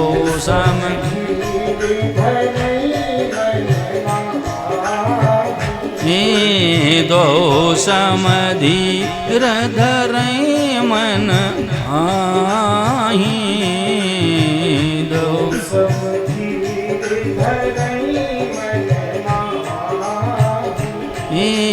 दो समधीर धरई मन माही, दो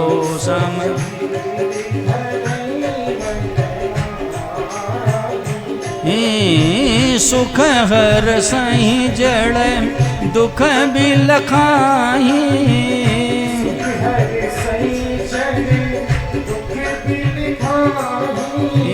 दो समधीर धरई मन माही,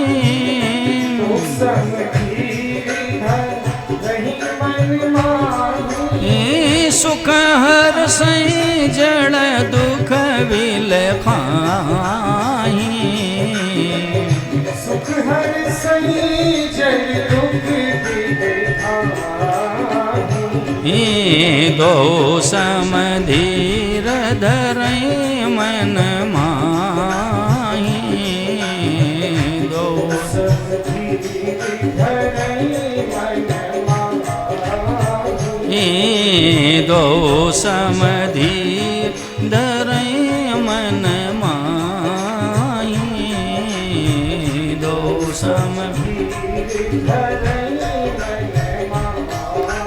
माही, दो समधीर धरई मन माही, दो समधीर धरई मन माही।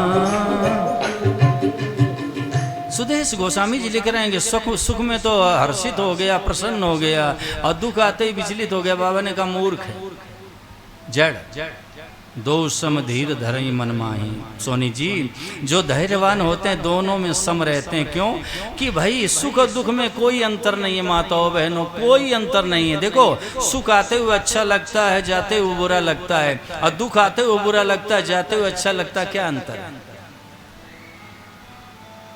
सुख आएगा तो अच्छा लगेगा, जाएगा तो बुरा लगेगा, और दुख आएगा तो बुरा लगेगा, जाएगा तो अच्छा लगेगा। सुभाष, क्या अंतर है बताओ? दो सम धीर धरई मन में। संतों ने भी देवदत्त कहा है, आवत हर्ष न उपजे, आवत हर्ष न उपजे, और जावत शोक न होए। ऐसी रहनी जो रहे तो घर में जोगी होए। उसको कपड़े लाल करने की शिवम बेटे मेरे लाल जरूरत नहीं है। जो सुख में इतराता नहीं है, अभिमान नहीं करता है, प्रफुल्लित नहीं होता है, और दुख में विचलित नहीं होता है, ऐसी रहनी जो रहे तो घर में जोगी हो।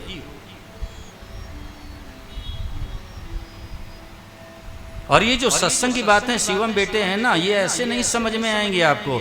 आपके जीवन में आपको समझ में आएगा कि ओहो, ये मैंने सत्संग में सुना था, वो बात काम में आ जाएगी। ऐसे पता नहीं चलता कि सत्संग से क्या लाभ मिला। आज ही मैंने बात की है राजस्थान में, आज ही मैंने बात की एक साधक से, और जब उनको फ़ोन मिलाया और देवदत्त उनसे बात हुई तो उन्होंने कहा कि बहन जी से भी बात कर लो। अपनी देवी से उन्होंने बात कराई तो उनके घर में बेटे का अभी कुछ ही दिनों पूर्व विवाह हुआ है। तो मेरे मुंह से निकला, मैंने कहा सुनिए, बहू को आप इतना प्यार दो, इतना दुलार दो, इतना स्नेह दो कि अपनी माँ को भूल जाए। तो उन्होंने जानते हो फोन पर क्या जवाब दिया? उन्होंने कहा स्वामी जी, ये बात मैंने आपसे सत्संग में सुनी।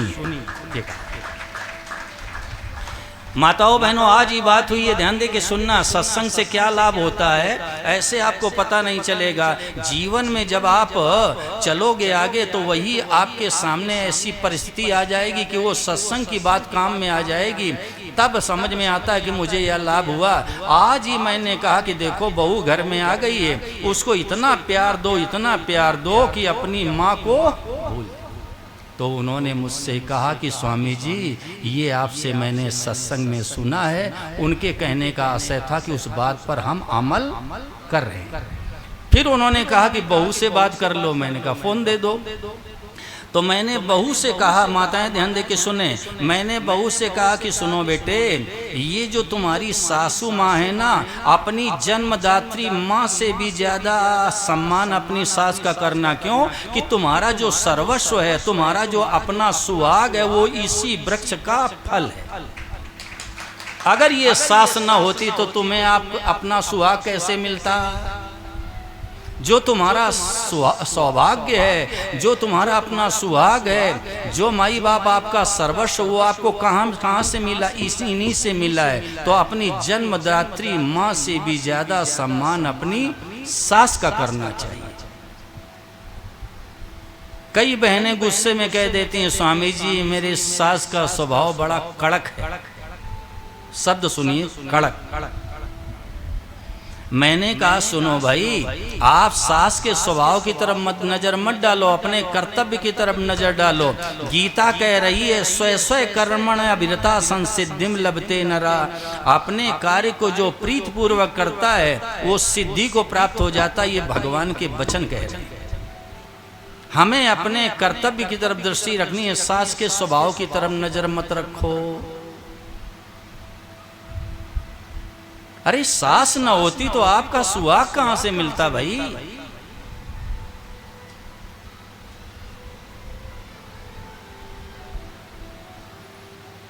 जो आपका अपना सर्वस्व है वो उसी सास से मिला है। ये घर में रहने की ओम प्रकाश विद्या है, ये घर में रहने की कला है। और याद रखना, जो संसार में अच्छी तरह से रह लेता है, ओम प्रकाश मेरी तरफ नेत्र करो, जो संसार में अच्छी तरह से रह लेता है वो भगवान से मिल लेता है। और अगर वो भूल जाएगा तो भगवान स्वयं आकर मिल लेंगे। दोबारा सुनो, जो संसार में अच्छी तरह से रह लेता है वो ठाकुर जी से मिल लेता है, और अगर वो भूल जाएगा तो भगवान स्वयं आकर मिल लेंगे। अब प्रश्न ये पैदा हो गया, संसार में अच्छी तरह से रहना क्या है? संसार में अच्छी तरह से निकेश बेटे रहना है, अपने अधिकार का त्याग करके कर्तव्य का पालन करना। क्योंकि जो हमारा कर्तव्य है वो किसी का अधिकार है, दूसरे के अधिकार की रक्षा के लिए अपने कर्तव्य का पालन करना, यही मनुष्यता है। माँ के प्रति हमारा ये दायित्व होना चाहिए कि जननी के प्रति मेरा दायित्व तो क्या है? अरे जिस माँ ने मुझे 9 महीने गर्भ में रख करके और कितनी पीड़ा सहन करके और मुझे जन्म दिया है, हमारे मल मूत्र को साफ किया, किस तरह से प्यार से दुलार से हमें सीने से लगाया, अपने स्तनों को पान कराकर मेरे शरीर को पुष्ट किया, ऐसी जननी के प्रति मेरा दायित्व तो क्या है? ये बालक को सोचना चाहिए।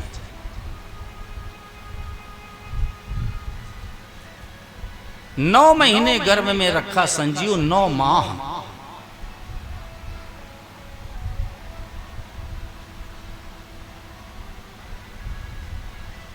हमने सुना है बचपन में ओम प्रकाश कि जब कोई माँ अपने बच्चे को जन्म देती है तो जैसे 10,000 बिच्छू डंक मारे, इतना दर्द होता है, पीड़ा होती है। लेकिन खेद का विषय ये है कि प्रकृति के खिलाफ सब होने लगा। अब तो ऑपरेट करके बच्चे को बाहर कर देते हैं। गोस्वामी जी ने लिखा है, बांझ का जाने प्रसव की पीड़ा।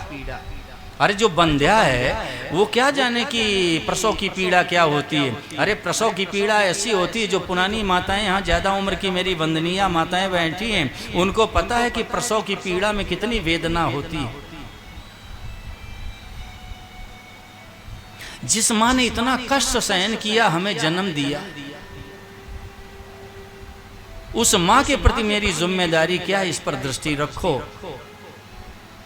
और अपने माता पिता को कोई प्रसन्न कर लेता है, शिवम बेटे, भगवान खुश हो जाते हैं। अनुचित उचित विचार तज और जे पाल ही पित बैन और ते भाजन सुख सुयस के बसई अमर पति है।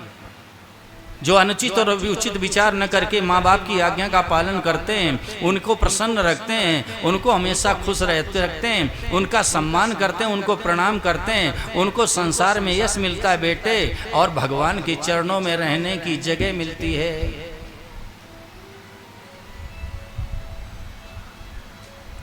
तो ये सत्संग के क्रम में अगर पारमार्थिक मार्ग में आपको आगे बढ़ना है, इसी जन्म में कल्याण उद्धार करना है, परमात्मा की भक्ति प्राप्त करनी है, भगवान के चरणों का विशुद्ध प्रेम प्राप्त करना है, तो ये जो छोटी छोटी बातें आपको दिख रही हैं, ये साधक के जीवन में बहुत महत्वपूर्ण हैं। और इनमें दृष्टि डालकर शिवम एक एक गलती को जीवन से हटाते जाओ, हटाते जाओ, हटाते जाओ। देखो बेटे, गुणों को लाना नहीं है, अवगुण छोड़ दो, गुण तो स्वयं चमकने लगेंगे।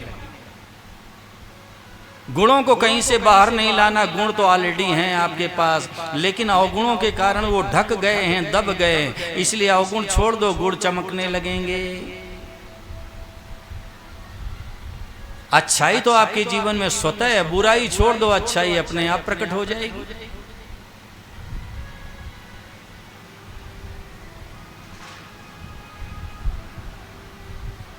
ये जो निषेधात्मक साधन होता है सुदेशी, बड़ा महत्वपूर्ण है। लेकिन आज विद्यात्मक साधन पर दृष्टि डालते हैं कि बस नाम जप करो, कीर्तन करो और गीता पढ़ो, रामायण पढ़ो और साथ में झूठ भी बोलो, कपट भी करो, बेईमानी भी करो, इसीलिए लाभ नहीं हो रहा है।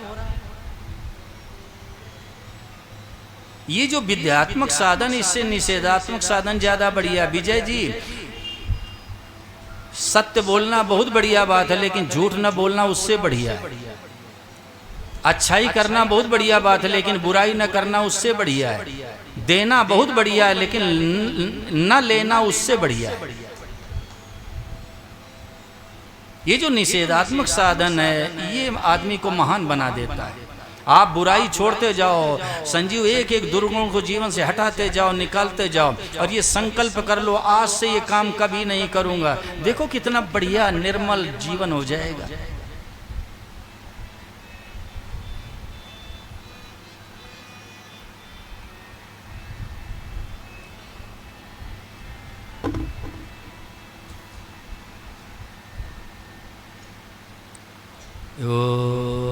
बेटे वो जरा भजन सुनाना, दाता इतना दिया है। सुनिए आप, सुनिए। इसके बाद आरती संपन्न होगी, आरती के बाद जय घोष होगा, तभी नीचे उतरना। सुनाओ बेटे, प्यार से सुनाओ। देखो शब्दों पर दृष्टि डाल के आप प्यार से सुनना। इस भजन में कितना भाव भरा पड़ा हुआ है और परमात्मा का धन्यवाद कैसे दिया जाता है, इस भजन के माध्यम से व्यक्त किया गया है। आप सुनिए शब्दों पर दृष्टि डालकर। माई बाप, आपका हृदय बदलेगा, आपके विचार बदलेंगे, परमात्मा के प्रति और सद्भाव पैदा होगा, हृदय में धन्यवाद की भावना व्यक्त हो जाएगी आपके जीवन में। जरा सुनिए। मुझे तुमने दाता बहुत कुछ दिया है, आहा, तेरा शुक्रिया है, तेरा शुक्रिया। मुझे तुमने दाता बहुत कुछ दिया है, तेरा शुक्रिया है, शुक्रिया है, तेरा शुक्रिया,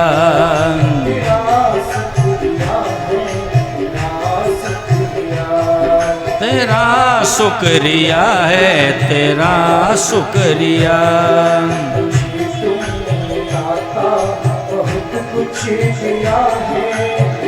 तुमने दाता बहुत कुछ दिया है, तेरा शुक्रिया है, तेरा शुक्रिया, तेरा शुक्रिया है, तेरा शुक्रिया।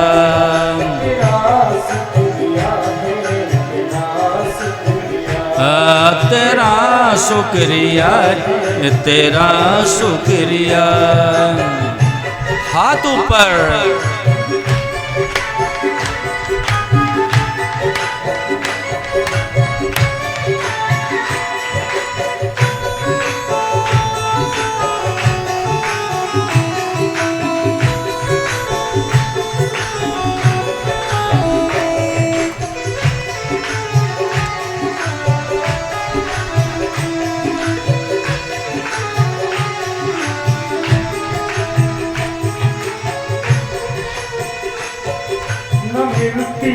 अगर दी हुई दात तेरी न मिलती, अगर दी हुई दात तेरी न मिलती, अगर दी हुई दात तेरी न मिलती, अगर दी हुई दात तेरी, तो क्या थी जमाने की औकात मेरी, तो क्या थी जमाने की औकात, जमाने में औकात मेरी, तो क्या थी जमाने में औकात मेरी। तो जीने के काबिल किया है, के काबिल किया है, तेरा शुक्रिया है, तेरा शुक्रिया, तेरा शुक्रिया है, तेरा शुक्रिया, ओ तेरा शुक्रिया है, तेरा शुक्रिया, तेरा शुक्रिया, तेरा शुक्रिया।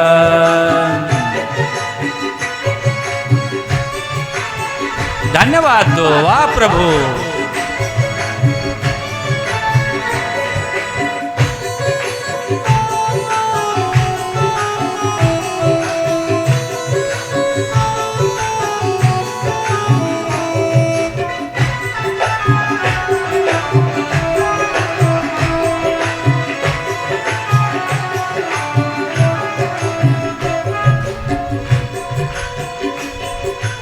मुझे है सहारा तेरी बंदगी का, मुझे है सहारा तेरी बंदगी का, मुझे है सहारा तेरी बंदगी का, मुझे है सहारा तेरी बंदगी का।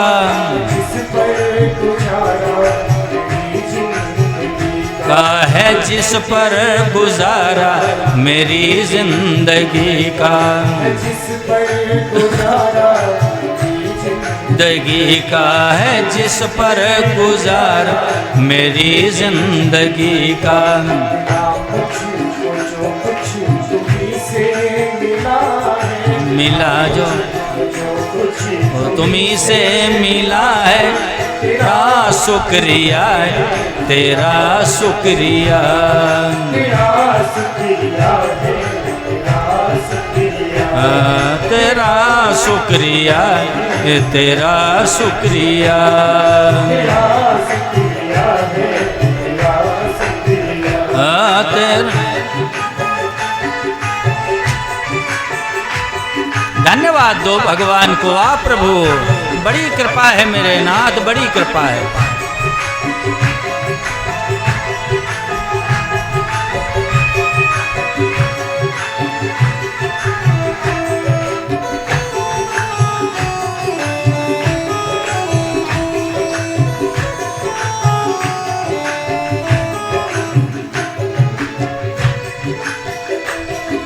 मिला मुझको जो कुछ बदौलत तुम्हारी, मिला मुझको जो कुछ बदौलत तुम्हारी, मिला मुझको जो कुछ बदौलत तुम्हारी, मिला मुझको जो कुछ बदौलत तुम्हारी, मेरा कुछ नहीं सब दौलत तुम्हारी, मेरा कुछ नहीं सब दौलत तुम्हारी, मेरा कुछ नहीं सब दौलत तुम्हारी, अरे मेरा कुछ नहीं सब दौलत तुम्हारी। उसे क्या कमी जो तेरा हो लिया है, आहा क्या कमी जो तेरा हो लिया है, तेरा शुक्रिया तेरा शुक्रिया, तेरा शुक्रिया है, तेरा शुक्रिया, तेरा शुक्रिया है, तेरा शुक्रिया, तेरा शुक्रिया है, तेरा शुक्रिया।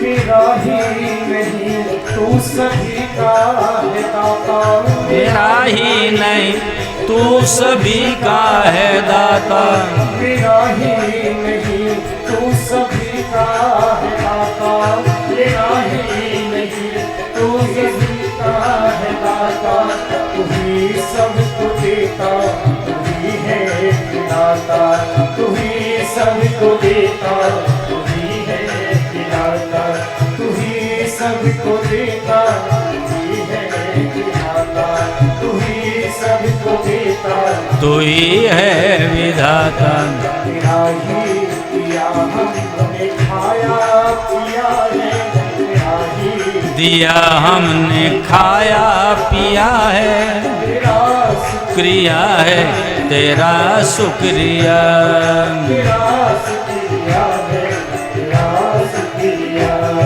तेरा शुक्रिया है, तेरा शुक्रिया, तेरा शुक्रिया है, तेरा शुक्रिया।